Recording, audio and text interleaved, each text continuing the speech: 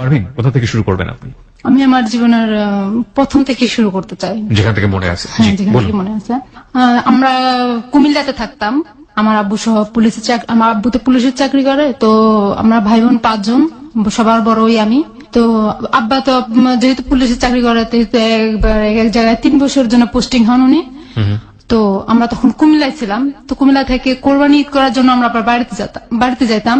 তো বাড়িতে গেলে তখন আমাদের বাড়ি করা হয়েছিল। কুমিল্লা থেকে বাড়িতে যেতেন, মানে বাড়ি কোথায় ছিল? বাড়ি ছিল হলো গিয়ে নোয়াখালীতে। তো আমার দাদা ছিল নোয়াখালীতে। আমার দাদার আর কোনো ছেলে ছিল না, ছেলে মেয়েও ছিল না। আমার দাদি মারা গেছে আমার আব্বুকে 5 বছর বয়সে রেখে। তো আমার আব্বু একলাই ছিল। তো আমার দাদা বাড়িতে ছিল, বাড়িতে থেকে উনি একলাই রান্না বাড়া করে খাইতেন। তো আমরা গেছি, ঈদ করতে গেছি, কুরবানির ঈদ। তো আমাদের তো প্রতি বছর কুরবানি দেওয়া হতো। তো আমি গেছি, আমরা সবাই ঈদ করতেই গেছি। পরে ঈদের পরের দিন চাঁদের আলো ছিল, তখন জ্যোৎস্নার আলো বাইরে। তো আমরা সবাই মিলে যেহেতু বলে আমাদের ফুফাতো ভাই ফুফাতো বোনরা সবাই মিলে আমরা লুকোচুরি খেলতেছিলাম। তখন ধরেন যে আমি ক্লাস 5-এ পড়তাম। তো 5-এ পড়ার একটা মেয়ের বয়স কতটুকু থাকে একটা অনুমান করা, কতটুকু আমি বলতে পারতেছি না তখন আমার বয়স কত ছিল। তো ক্লাস 5-এ পড়তাম।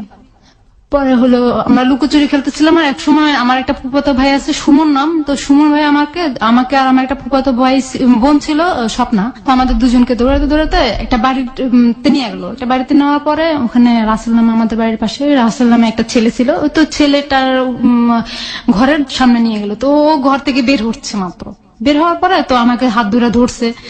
বলতেছে, আমি কি বললাম, ছাড়েন, আপনাকে আমি চিনি না, আপনাকে হাত ধরছেন কেন? বলে যে ধরছি, ছাড়বো না। ধরছি কি ছাড়ার জন্য? ভাত রানবেকে ছেড়ে দিলে। আমি ছেড়ে দিলে ভাত রানবেকে মানে কি? আপনার মা আছে, আপনার মায়ের রানবে ভাত? বলে যে না, শুধু মা রান্ধে, বউ তো রান্ধে ভাত। আমি কি বলেন এগুলো? আমি এখনো ছোট মানুষ, আপনি আমার সাথে কি বলতেছেন এগুলো? ছোট মানুষ কি ক্লাস 5-এ পড়ো? একটু ছোট আছো নাকি এখনো? আমি কত বড় হয়েছি? পরে এগুলো নিয়ে একসময় তর্কাতর্কি, আমি ঝাঁকড়াই ওনার হাত থেকে আমার হাতটা সরাই নেওয়ার পরে ওনার সাথে একরকম আমার সম্পর্ক হয়ে গেল। তো ক্লাস 5 থেকে সম্পর্ক শুরু করছি। এই যখন আমরা কুমিল্লায় চলে যেতাম তখন দেখা হতো না। তো আবার যখন বাড়িতে বেড়াতে যেতাম তখন দেখা হতো। এইভাবে গ্যাপ দিয়ে। ছেলেটার নাম কি ছিল? রাসেল। পরে ও এক সময় তার সাথে আমার সম্পর্ক অনেক ভালো হয়ে গেছে। ভালো হওয়ার পরে চিঠি দিয়ে আদান প্রদান করি। চিঠিটা আমি লিখি না, আমার বোন ওই স্বপ্নাই লেখে। তো ও চিঠি লেখে, রাসেল চিঠি ওর কাছে দেয়, ও উত্তর দিয়ে দেয়। আমি চিঠি আমার হাতের লেখা লিখি না, ওরা চিঠি লিখে, নাম হয়েছে আমার, চিঠি দিতেছে ওরা। পরে এরকম করতে করতে আমি এসএসসি পাস করি, ও ইন্টারে ভর্তি হয়। এই 5 বছর যাবত এই সম্পর্ক থাকে? হ্যাঁ, সম্পর্ক থাকে। তো আমি যখন এসএসসি পরীক্ষা দিয়ে আমরা বাড়িতে চলে যাই। নোয়াখালীতে আমাদের বাড়ি করছে, খুলনা ছেড়ে আমাদের নোয়াখালীতে বাড়ি করছে। তো বাড়ি করার পরে ওখানে ওর সাথে আমার ভালো রিলেশন হয়। ও আমার একের পর এক বিয়ে আসে, যেহেতু আমার স্বাস্থ্য ভালো ছিল। তো আমার সাথে বিয়ের আসে, বিদেশ থেকে ছেলে আসে বিয়ের জন্য। তো আমার ফুফাতো বোন এক পর্যায়ে রাসেলকে শুনায় দেয়, স্বপ্ন আর কি, রাসেলকে শুনায় দেয় যে দেখো কোন পারবিনাতে বিয়ে হয়ে যেতেছে, তো এখন ওকে কিভাবে কি করবা?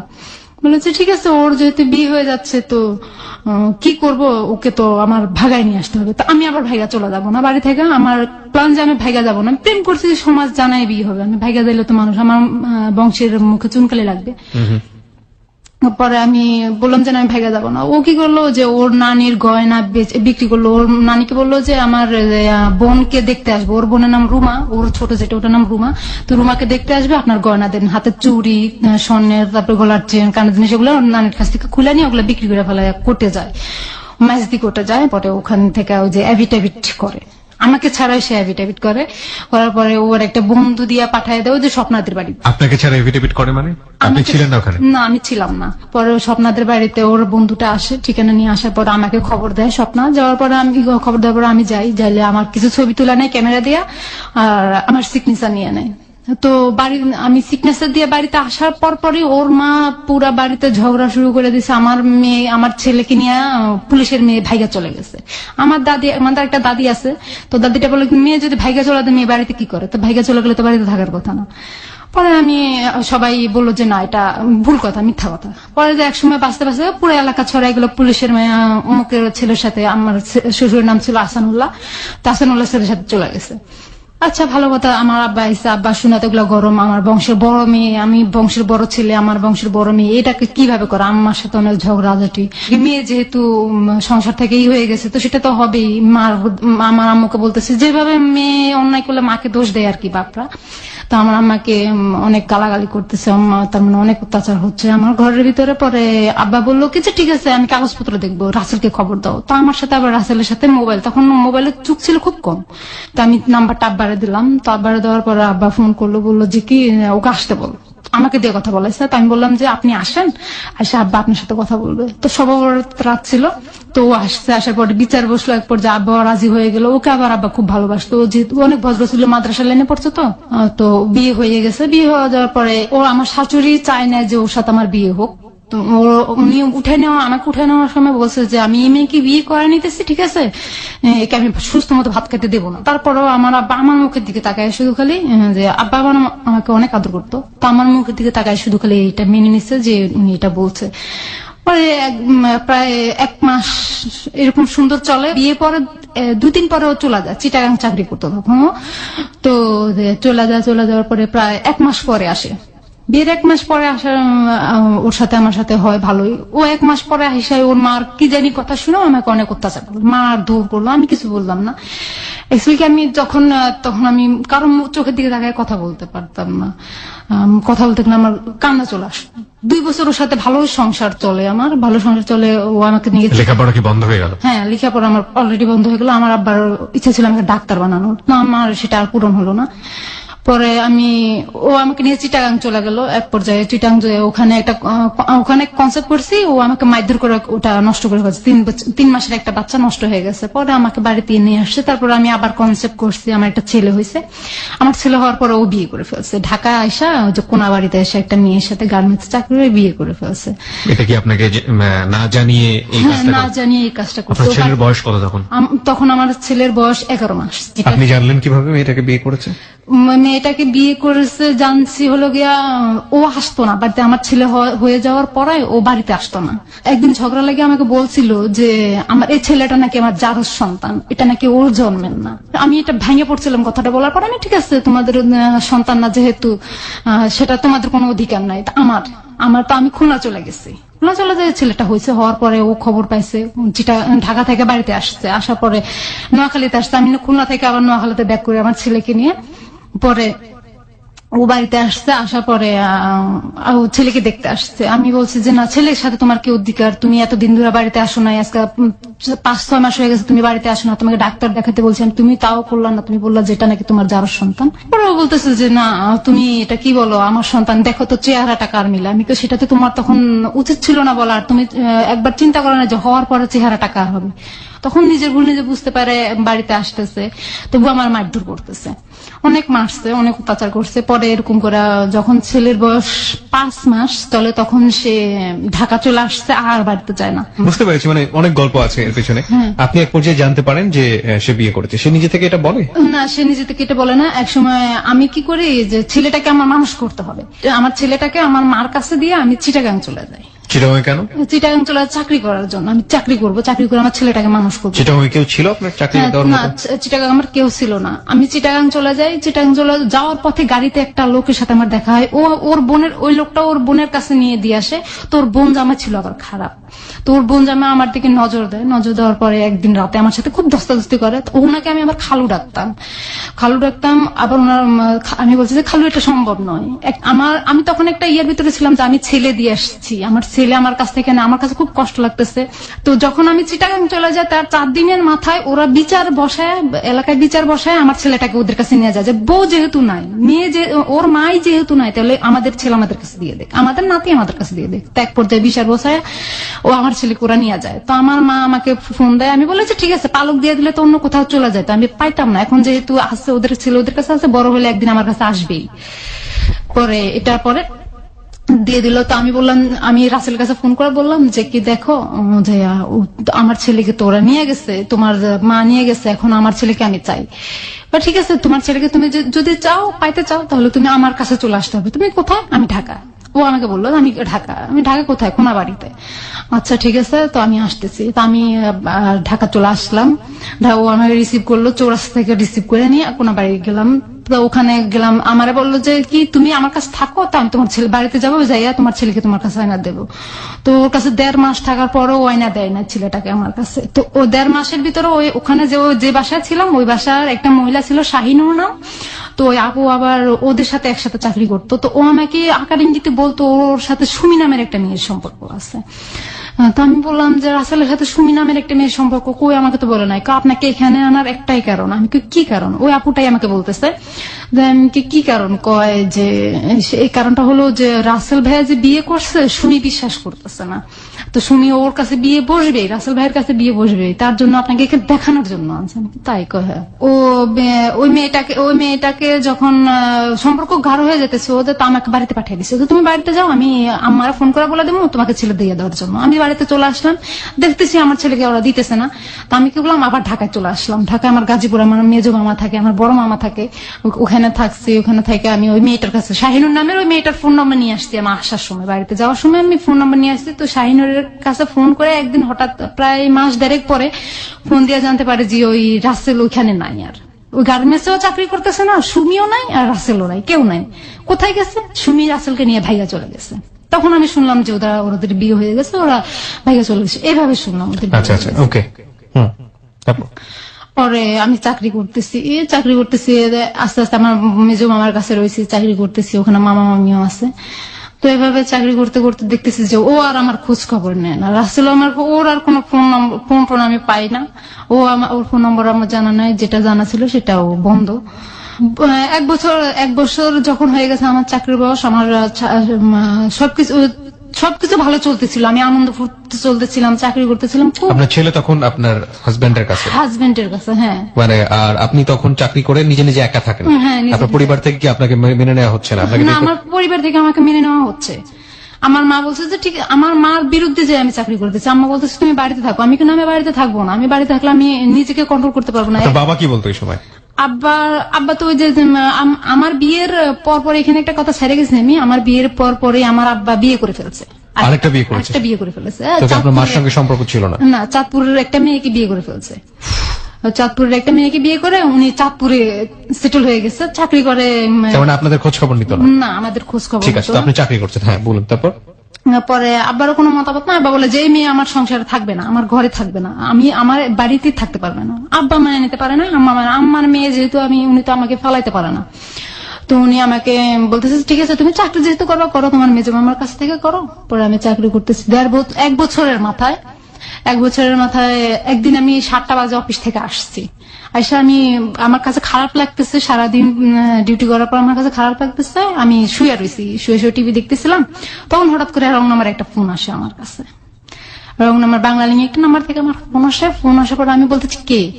যে বলে আমি কি, আপনি কে? আমার কাছে ফোন দিচ্ছেন, আপনি কে? বলেছে যে আপনি কি আমাকে চিনতেছেন না? আমি কি চিনতেছি না, বিদায় আপনাকে আমি পরিচয় জিজ্ঞাসা করতেছি, আপনি কে? বলে যে আমি তো আরিফ। আমি কি আরিফ? কোথেকে করছেন? আপনার বাড়িতে মনে হয় নোয়াখালী, আপনার কণ্ঠে ওরকম বোঝা যাচ্ছে। বলছে হ্যাঁ আমার বাড়ি নোয়াখালী। আমি নোয়াখালী কোন জায়গায়? ও পরিচয় জানতে চাইলাম, ও ভুল একটা পরিচয় দিল আমাকে। আমি এখন যেটা জানতে পারলাম ওটা পরিচয় দিল না, আমাকে ভুল একটা পরিচয় দিল। পরিচয় দেওয়ার পরে আমি বলতে কিসের জন্য ফোন করছেন আপনি আমার কাছে? আমি কি আপনাকে ভালোবাসি? ডিরেক্ট বলতেছি কথাটা, আমি আপনাকে ভালোবাসি। আমি কি আশ্চর্য কথা, কি ধরনের কথা বলেন? আপনি কি আমায় দেখছেন? কয় না দেখি না। আমি তো কোথায় আমার নাম্বার পাইছেন? আপনার একটা কাকার কাছ থেকে নিয়েছি। আমি অসম্ভব কথা, আমার কোন কাকার কাছে আমার নাম্বার নাই।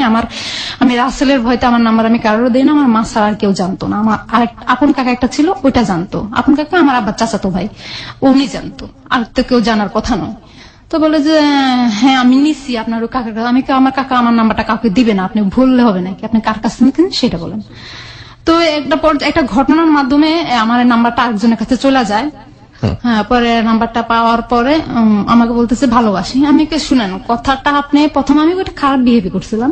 তো আমি বলতেছি যে আপনি কথাটা আপনার মাকে বলবেন আগে, আর আপনার বোনকে বলবেন আগে, যে আমি ওরা যদি মাইনা নিতে পারে তাহলে আমিও মাইনা নিব, বুঝলেন যে আমি আপনার বোনের মতো। হ্যাঁ, কথাটা বলার পরে ও ফোনটা কেটে দিছে। ফোনটা কেটে দেওয়ার পরে আমার আরই নাই, ওকে তো এগুলা বলে আমি রেখে দিছি। রেখে দেওয়ার পরে সেম টাইম পরের দিন সেম টাইমে আমাকে আবার ফোন দিছে। ও কিভাবে জানতে পারে আমি 7টা বাজে বাসায় থাকি? আমি কি আপনি কি কালকে যে ফোন করছি আরেকটা নাম্বার থেকে ফোন করছে, ওই নাম্বারটা থেকে না, আরেকটা রবি নাম্বার থেকে ফোন করার পরে আমি বললাম যে আপনি আমার কাছে আবার কেন ফোন দিয়েছেন? আপু কালকের কথার জন্য সরি। আমি কি সরি কেন?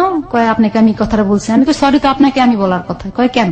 আমি কি যে আপনাকে আমি খারাপ বিহেভ করছি? কয় না সমস্যা নাই, বলতেই পারেন, একটা মেয়েকে হুট করে ভালোবাসি বললো তো সেটা বলতেই পারে, স্বাভাবিক। পরে আমি বলতেছি কিসের জন্য ফোন দিয়েছেন? ও বললো যে আমি তো বিদেশ থেকে আসছি, এখন আবার সিঙ্গাপুর যাব, তো আমি ট্রেনিং এর মাধ্যমে যাবো। তো ট্রেনিং এর মধ্যে যাবেন আপনি, আমার কি? বলে যে আপু আমার তো ঢাকায় কোনো পরিচিত লোক নাই, আপনি তো অনেক বছর যাবত ওখানে রয়েছেন জানলাম। আমি না অনেক বছর না, আমি এখানে আসি প্রায় 1 বছর যাবত। কয়েক বছর যাবত অনেক লোক পরিচয় তো হয়, তো আপনি আমাকে একটু ব্যাচেলার রুম খুঁজে দিতেন। আমি দেখেন আমি তো বাড়িওয়ালার, ঢাকা শহরের বাড়িওয়ালা না, আমি আপনাকে রুম খুঁজে দেবো কিভাবে? আপু আপনি কথা বলেন, তেরা তেরা করে কথা বলেন। আমি কি আমার কথাই এমন, আপনি যদি ভালো লাগে তো বলবেন, না ভালো লাগে না বলবেন। আপু আমাকে একটা রুম যদি খুঁজে দিতেন। আমি ঠিক আছে, আপনি যেহেতু এত অনুরোধ করতেছেন, এত রিকোয়েস্ট করতেছেন, ঠিক আছে আমি দেখবো, না পাইলে আমার কিছু করার নেই। তো এরকম করতে করতে ওর সাথে আমার কথা চলতেছে, সুন্দর কথা চলতেছে। ওর সাথে আমার পর্যায়ে আর কি ঠাট্টা, বাজে কোনো কথা হয় না, শুধু গেলে আর কি ঠাট্টা, দুষ্টামি, রাজনীতি নিয়েই কথা হয় বেশিরভাগ সময়। তো আমি এক সময় ওর সাথে, ওর জন্য বাসা দেখলাম, যে আমি একটা বাসা দেখছি, আপনি আসেন। তো ফার্স্ট টাইম ওর সাথে আমার দেখা, ও আসছে, ওর একটা খালাতো ভাই সজীব, ও সজীবকে সাথে করে নিয়ে আসছে। আসার পরে আমি ওকে দেখলাম, দেখা আমার অনেক ভালো লাগছে ওকে দেখা। দেখার পরে ভালো লাগছে? হ্যাঁ, দেখার পরে ওকে ভালো লাগছে, আমাকে ওর ভালো লাগছে, ওর মুখ থেকে শুনছি আর কি আমি। তো ও বলতেছে কি আচ্ছা ঠিক আছে বাসায় চলেন। তো আমি বাসায় নিয়ে গেলাম, ওর জন্য রান্না টান্না করলাম, অনেক কিছু করলাম। করার পরে আমি হয়তো বাসা দেখবেন না, আপনারা এখানে উঠছেন, আমার বাসায় আপাতত থাকেন বাসায় উঠা পর্যন্ত। তো ওদেরকে আমি বাসা নিয়ে যে বাসাটা দেখছি ওইটা দেখতে গেলাম। দেখার পরে ওদের পছন্দ হয় না এই বাসা। আমি ঠিক আছে পছন্দ হয় না, আমার কিছু করার নেই, আমার আর হাতে আর কোনো বাসা নেই, আপনারা এখন তাইলে আর আপনাদের মতো আপনারা থাকতে পারেন। পরে ওদেরকে নাস্তা টাস্তা করাই দিলাম। ওরা পরের দিন রাত ওখানে ছিল, ওই রাতটা আমাদের বাসায় ছিল, আমার বাসায় ছিল 2টা রুম। তো ওই রুমে, আরেক রুমে ওরা 2 ভাই ছিল, আর আমি আমার মামির কাছে ছিলাম। পরের দিন সকালবেলা উঠছে, আমি নাস্তা দিয়েছি, ওদেরকে নাস্তা খাইছে, খাওয়ার পরে চলে গেছে। ওরা ওই যে ইয়াতে ফকিরাপুর চলে আসছে, হোটেল থাকবে ওইখানে। তো ফকিরাপুর চলে আসার পরে আমি ওকে বললাম যে কি ঠিক আছে আপনি যেহেতু চলে গেছেন ভালো কথা, আমরা তো আমার একটা বান্ধবী ছিল রানী নাম, এই গাজীপুরেই। তো ও সহ ও বিদেশ যাবে, গার্মেন্টস বিষয়ে ইন্টারভিউ দিচ্ছি, ও আর আমি দুজনই ইন্টারভিউ দিচ্ছি। আচ্ছা, দুজন টিকছি, মেডিকেলও হয়েছে টিকছি। ও পাসপোর্ট বানাবে, আমার পাসপোর্ট বানানো আছে। তো ও পাসপোর্ট বানাবে, পাসপোর্ট বানানোর পরে ওর ভাবির বাসায় যেতে হবে। ওর ভাবির বাসায় হলো মুগদাপাড়া। তো ভাবির বাসায় যাবে। তো আমি বললাম যে ফোন দিয়ে বললাম যে কি আরে তুমি কোথায়? তুমি শুরু হয়ে গেছে এর মধ্যে আপনাদের? হ্যাঁ, মানে দেখার পরে কি আপনারা প্রেম ভালোবাসা? না না না না, তখন কোনো ভালোবাসা প্রেম ছিল না, বন্ধুত্ব জাস্ট। তো ও বলতেছিল আপনি করে বলা তো ভালো লাগে না, তো তুমি করে বলো। তো তুমি করে বলতে বলতে আমি বললাম যে তুমি কোথায়? কয় আমি তো ফকিরাপুর। তো বলতেছে যে কি ঠিক আছে, তো তুমি কোথায়? আমি তো বাসায়, রানী সহ আমরা ইয়াতে আসতেছি, মুগদাপাড়া আসতেছি, তুমি কি আমার সাথে দেখা করতে পারবে? হ্যাঁ দেখা করতে পারবো। তো ঠিক আছে চলো দেখা করবো। দুপুরবেলা রানীর ভাবির বাসা থেকে ভাত খেয়ে বের হয়েছি, বের হয়ে একটা ছবি বের হয়েছে শাকিব খানের, তো ওই ছবিটা দেখবো, হলে ঢুকছি। ঢুকার পরে ওর খালাতো ভাই আর ও বসছে এক পাশে, ওর পাশে আমার সিটে, ওর পাশের সিটে আমি বসছি, আমার পাশে বাম পাশের সিটে আবার রানী বসছে। তো আমি আর আরিফ হয়েছি কাছাকাছি সিটে। তো ওর হাতটা আমার হাতের সাথে লাগছে, লাগার পরে আমি হাতটা সরাই ফেলার পরে আমি সন্দেহ হয়ে যাচ্ছিল। পরে আমি রানী বলে যে কি চল আমরা বাসায় চলে যাই, সন্দেহ হয়ে যাচ্ছে কিভাবে যাবো বাসায়। পরে আমরা চলে আসার সময় আরিফ রিক্সা উঠে দেবে, তো রিক্সা উঠে দেওয়ার সময় হালকা হালকা বৃষ্টি পড়তেছে। রিক্সা উঠে দেওয়ার সময় দেখি যে ওর চোখে পানি। পরে রাতের মনে হয় তখন 10টা বাজে, 10টা বাজে আমাকে একটা SMS করছে যে তোমার জন্য আমার চোখের পানি আসে কেন, তুমি আমার কি হও? তা আমি বলতেছি কি বলেন এগুলা, কি বলো তুমি এগুলা, যে আমার জন্য তোমার চোখের পানি আসে কেন আসে, আমি তো জানি না, তুমি তো আমার জান হও। তো কথা বলার পরে আমি কি জান হই মানে কি কথা বলেন এগুলো, তো কি আমি তো বন্ধুত্ব তোমার সাথে পরিচয়, তো তুমি কি কথা বলে এগুলো জান হই? ঠিক আছে তুমি কি অ্যাকসেপ্ট করবে না আমার প্রস্তাবটা? আমি কই হ্যাঁ অ্যাকসেপ্ট করতে পারি, আমি ভাবতে হবে আমার। তো ও আমাকে ভাবার জন্য 2 দিন টাইম দিছে। 2 দিন পরে আমি ওকে আমার আনসার জানাইছি। ঠিক আছে, দুজনের সুন্দর মতো চলতেছে সম্পর্ক। তার আগে আমাকে একটু বলেন তো, আপনি তো জানতে পারলেন যে আপনার হাজবেন্ড আরেকটা বিয়ে করেছে, আপনি তাকে ডিভোর্স দিয়েছিলেন বা আপনার হাজবেন্ড? না না, তার সাথে আমার কোনো, তার ফোন নম্বর সে বাড়িতে আসা বন্ধ করে দিচ্ছে অলরেডি। তার দুজনের কেউই আপনার ডিভোর্স দেননি তখন? না না, তখন কাউকে কেউ ডিভোর্স দেয়নি, ও বাড়িতে আসা বন্ধ করে দিচ্ছে অলরেডি। আরিফ সাথে আমার সম্পর্ক চলতেছে, এরকম করতে করতে 3 মাস ওর সাথে আমার সম্পর্ক এভাবে মোবাইলে হচ্ছে, দেখা হয়েছে মোবাইলে, একবার দেখা হওয়ার মোবাইলে কথা চলতেছে। তো একদিন আমি বললাম যে কি দেখো, আমার তো চাকরি করতে আর ভালো লাগতেছে না, আমি বাড়িতে চলে আসতেছি। হলো গিয়া আমি বাড়িতে আসছি আর ও আমার বলতেছে আমার সাথে দেখা করো। কোথায় দেখা করবো? ফেনীতে দেখা করো। তো ফেনীতে দেখা করবো, আচ্ছা ঠিক আছে দেখা করব। তো দেখা করতে গেছি আমি, তার মধ্যে আরেকটা কথা ফালাই গেছি, আমি ওর খালাতো ভাই সজীবকে জিজ্ঞাসা করছি যে ভাইয়া তুমি, ও আরিফের পাও কাটা গেছে। ও আমার সজীব আমার বলতেছে আপু আরিফ ভাইয়ের পাও কাটা গেছে। কিভাবে কাটা গেছে? বাস থেকে নামার সময়। তো ওকে নিয়ে যাও না, ইয়াতে নিয়ে যাও, ফার্মেসিতে নিয়ে যাও। হ্যাঁ ফার্মেসিতেই আছে। তো আমি ওকে সেবা করার তো ঢাকা শহরে কেউ নাই, তো তাহলে কি করবা? বিয়ে করাই দাও তোমার ভাইকে একটা। আমার ভাইকে বিয়ে করাবো না করবো সে কি আপনাকে জিজ্ঞাসা করবো না কাউকে জিজ্ঞাসা করবো? আমি ঠিক আছে সমস্যা নাই, ওকে তোমার ভাই তোমাদের ইচ্ছে। পরে আমি বললাম আমার সাথে এইভাবে কথা হতেছে, আমি বাড়িতে চলে আসলাম। তো বললাম না বাড়িতে চলে আসলাম। তারপরে বাড়িতে চলে আসার পরে আমাকে ফেনী দেখা করতে বললো। তো ওর একটা চাচাতো ভাই হারুন নাম, এলাকার ভিতরে ওর চাচাতো ভাই হারুন নাম। তো ওই হারুন সহ ও গেছে ফেনীতে। তো আমিও গেছি, যাওয়ার পরে কথা বলতেছি, একটা রেস্টুরেন্টে ঢুকা কথা বলতেছি। তো কথা বলার পরে পাশে একটা কাজী অফিস লেখা একটা ইয়া টানানো থাকে না, ওগুলা টানানো আছে। তো আমি কাজী অফিস দেখে বলতেছি যে ওই যে দেখো কাজী অফিসের ইয়া লাগানো আছে। তো হারুন ভাই বলতেছি যে কি যে কাজী অফিস কি লাগবে নাকি? আমি হ্যাঁ সেটা আপনার ভাইকে জিজ্ঞাসা করেন। এখন আরিফ বলতেছে কি হ্যাঁ লাগবে, সময় হলে তো অবশ্যই লাগবে। ঠিক আছে তাহলে চলো এখনই কাজী অফিসে চলো। আমি দুষ্টামি করতেছি, ও ভাবছে যে আমি সিরিয়াসলি বলতেছি। তো বলতেছে তুমি কি সিরিয়াস বলতেছো? ওর চোখ মুখের দিকে তাকাই আমি বলতেছি তুমি কি সিরিয়াস বলতেছো? সজীব কি এটা জানতো, আপনার আগের সম্পর্কে জানতো? হ্যাঁ আরিফ জানতো আমার সম্পর্কে, কারণ আমার ছেলের ছবি আমার ঘরের জানালায় টানানো ছিল। আচ্ছা, মানে আপনার একটা ছেলে আছে, আপনার বিয়ে হয়েছে, ডিভোর্স হয়নি, এগুলো সব জানতো? সব জানতো। ও রানীর কাছ থেকে সব শুনে ফেলছে। আচ্ছা, রানী ওকে বলে দিচ্ছে আমার যে বিয়ে হয়েছে। তো বিয়ে, ও আমাকে একদিন জিজ্ঞাসা করছে, হঠাৎ করে জিজ্ঞাসা করছে তোমার কি বিয়ে হয়েছে? আমি কি হ্যাঁ হয়েছে। এটা তুমি কার কাছ থেকে শুনছো? আমি রানী বল। ভালো কথা, জানলে তো ভালো কথা। বেশ পরে ওখানে কথা বললাম হারুন আরিফ আমি সহ গল্প করে আমি বিকালের দিকে রওনা হলাম। ফেনী থেকে বাড়ি চলে আসলাম। আসার পরে ওর সাথে আমার কথা হতেছে। ও একদিন হঠাৎ করে ঢাকায় আসছে, আমি তো বাড়িতে, ও ঢাকায় আসছে। আসার পরে ঢাকা থেকে 2 দিন থাকার পর আমার বলতেছে যে তুমি ফেনীতে আসো। আমি তুমি কোথায়? আমি তো ঢাকা। তুমি ঢাকা, আমি ফেনী যাই কি করবো? তুমি আসোই না, তোমার যেটা বলছো সেটা করো। আমি তো ঢাকা যাবো, ফেনীতে যাবো, তুমি ঢাকা থেকে কখন আসতেছো? আমি গাড়িতে উঠছি, তুমি আসো। তো আসার সময় তোমার কিছু কাপড় চোপড় নিয়ে আসবা। তো আমার মাথায় এটা ধরছে কি ব্যাপার, আমি কাপড় চোপড় নিয়ে ওখানে কি করতে যাবো? তো বলছে কাপড় চোপড় নিয়ে আসো, তোমাকে এত কথা জিজ্ঞাসা করতেছি না, তুমি কাপড় চোপড় নিয়ে আসো, আমার কাজ আছে। ঠিক আছে আমি 2টা কাপড়, হ্যাঁ 2টা কাপড় চোপড় নিয়ে আমি যাইলাম একটা শপিং ব্যাগে করে 2টা কাপড় চোপড় নিচ্ছি আর কিছু মেয়েদের যা কসমেটিক লাগে নিচ্ছি, নিয়ে আমি ফেনীতে গেছি। তো আমি ফেনীতে প্রায় আধা ঘন্টার মতো ওয়েট করার পরে ও আসছে। আসার পরে আমি তুমি কোথেকে আসছো? আমি কি মাত্র ঢাকা গাড়ি থেকে নামলাম। ঠিক আছে কোথায় যাবে এখন? তুমি আমার কাপড় চোপড় নিয়ে আসতে বলছো, তুমি যাবে কোথায়? বলে চলো আমরা চিটাগাং যাবো। চিটাগাং কি করতে যাবো? ওখানে তোমার কে হয়? আমার তো কেউ থাকে না ওখানে। চলো না যাবো, আমার বন্ধুর বাসা আছে। ঠিক আছে চলো। তো আমার ওর প্রতি খুব বিশ্বাস ছিল, আমি ওর কথা অনুযায়ী চলে গেছি। আমি এই কথাটা চিন্তা করতে পারি নাই যে ও আমাকে ওখানে নিয়ে কি করবে। প্রিয় শ্রোতা, আমরা 4 মিনিটের ছোট্ট একটা বিরতি নিতে চাই। হ্যাঁ পারভিন বলুন, তারপর চিটাগাং গেলেন আপনি? হ্যাঁ ওর সাথে চিটাগাং গেলাম। তো আমাকে কোন একটা জায়গায় নিয়ে গেছে, এখনো পর্যন্ত আমি মনে করতে পারতেছি না সে জায়গাটার নাম, এখনো পর্যন্ত আমার মনে নাই। তো আমি ওই জায়গাটা গেছি। পরে ওর একটা শওকত নামে একটা বন্ধু আছে, তো ওইখানে থাকে। ওখানে ওর শওকতকে ফোন করে নিল যে আমি, আরিফ বললো যে আমি তো আসছি, তুই কোথায়? আমি আসছি। তো শওকত মনে হয় জিজ্ঞাসা করছে যে তোর সাথে আর কে আছে? বলছে তোর ভাবি আছে। তো ঠিক আছে শওকত আবার আসছে, তাড়াতাড়ি করে সিএনজি নিয়ে আসছে। আসার পরে ও আমাদেরকে একটা হোস্টেলে নিচ্ছে। তো আমি আরেকটা জিজ্ঞাসা করলাম যে কোথায় আসছি আমরা? তুমি চিনবা না তো এটা? আমি কিন্তু চিনবো না, তুমি আমাকে এখানে আনছো কেন?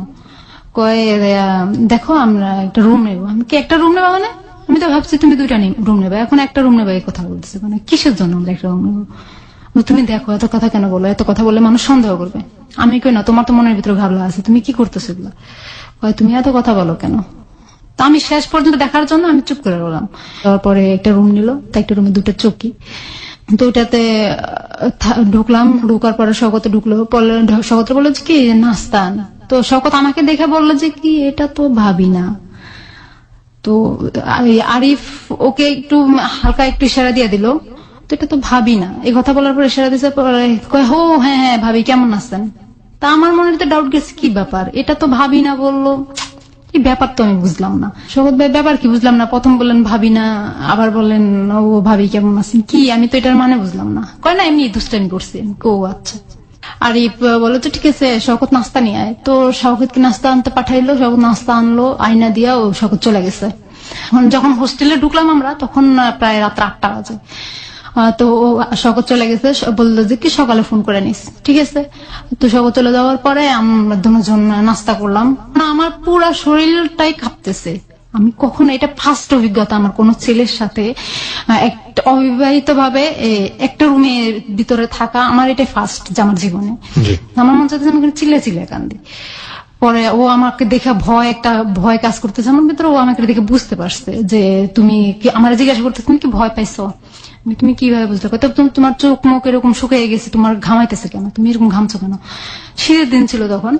পরে আমি বলতেছি কি দেখো তুমি এটা কেন করলো, আমি তো বুঝলাম, ভাবছিলাম যে তুমি কোন বন্ধুর বাসায় নিবা আর তোমার 2টা রুম নিবা, সেটা ভাবছিলাম। যদি হোস্টেলে আসো তাহলে 2টা রুম বা কোনো বন্ধুর বাসায়। দেখো না আমার এখানে বন্ধু আছে ঠিক আছে, কিন্তু বন্ধুরা তো কোনো বাসা নিয়ে থাকে, যে এখানে ব্যাচেলার থাকে। তোমাকে নিয়ে আমি কি একটা ব্যাচেলার রুমে এতগুলো ছেলের ভিতরে কিভাবে উঠবো? তো তুমি একটা রুম নিলা কেন? 2টা রুম নিলে তুমি কি একলা একটা ঘর থাকতে পারতা, তোমার ভয় করতো না? আমি কি সেটাও তো থাকতে পারতাম না। তাহলে 2টা খাট যেহেতু আছে তাহলে তুমি তোমার কাটে থাকবো, আমি আমার কাটে থাকবো, আচ্ছা ঠিক আছে। তো আমি বলতেছি তুমি বাতি নিবে শুয়ে পড়ো, ঠিক আছে। বাতি নিবে শুয়ে পড়ার পরে বাতি নিবার এক পর্যায়ে দেখি যে আমার খাটে, আমার হালকা চোখটা লেগে আসছে। আমার ঘুমের যেহেতু জার্নি করছি আমার ঘুম অনেক চোখে। তা ও আমার শরীরে হাত দেওয়ার সাথে সাথে আমি এখনো আমার শরীরে কেউ হাত দিলে আমার ঘুম গেলে যত ঘুমে যায় আমার শরীরে কেউ হাত দিলে আমি জেগে যাই। পরে আমার শরীরে হাত দেওয়ার সাথে সাথে আমি লাফ দিয়ে উঠে বসে গেছি। কি ব্যাপার তুমি এখানে কেন, তুমি তোমার খাটে দাও। না তোমাকে এখানে আনছি কি আমি এমনি এমনি আনছি নাকি? কি বলো এমনি এমনি আনছো নাকি? তোমাকে না আমি ভালোবাসি, তুমি না আমাকে ভালোবাসো। তোমার সাথে আমার যা হবে বিয়ের পরে হবে।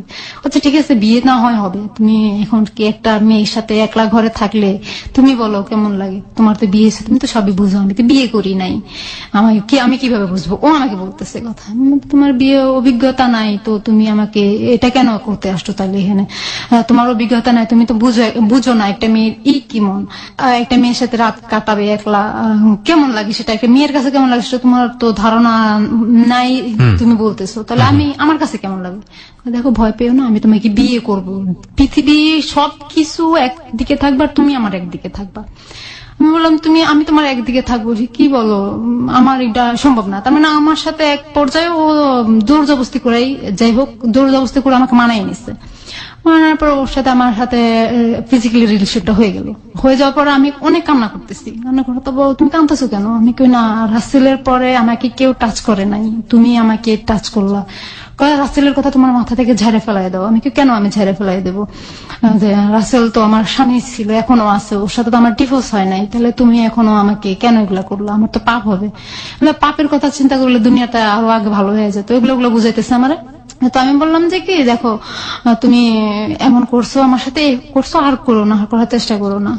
তোমার একবার করার যে কথা 10 বার করার সে কথা, সেই বলতেছে আমাকে কথাটা। আমি বললাম যে তুমি কি বলো, একবার করার যে কথা 10 বার করার সে কথা, তুমি কি বলো এগুলা?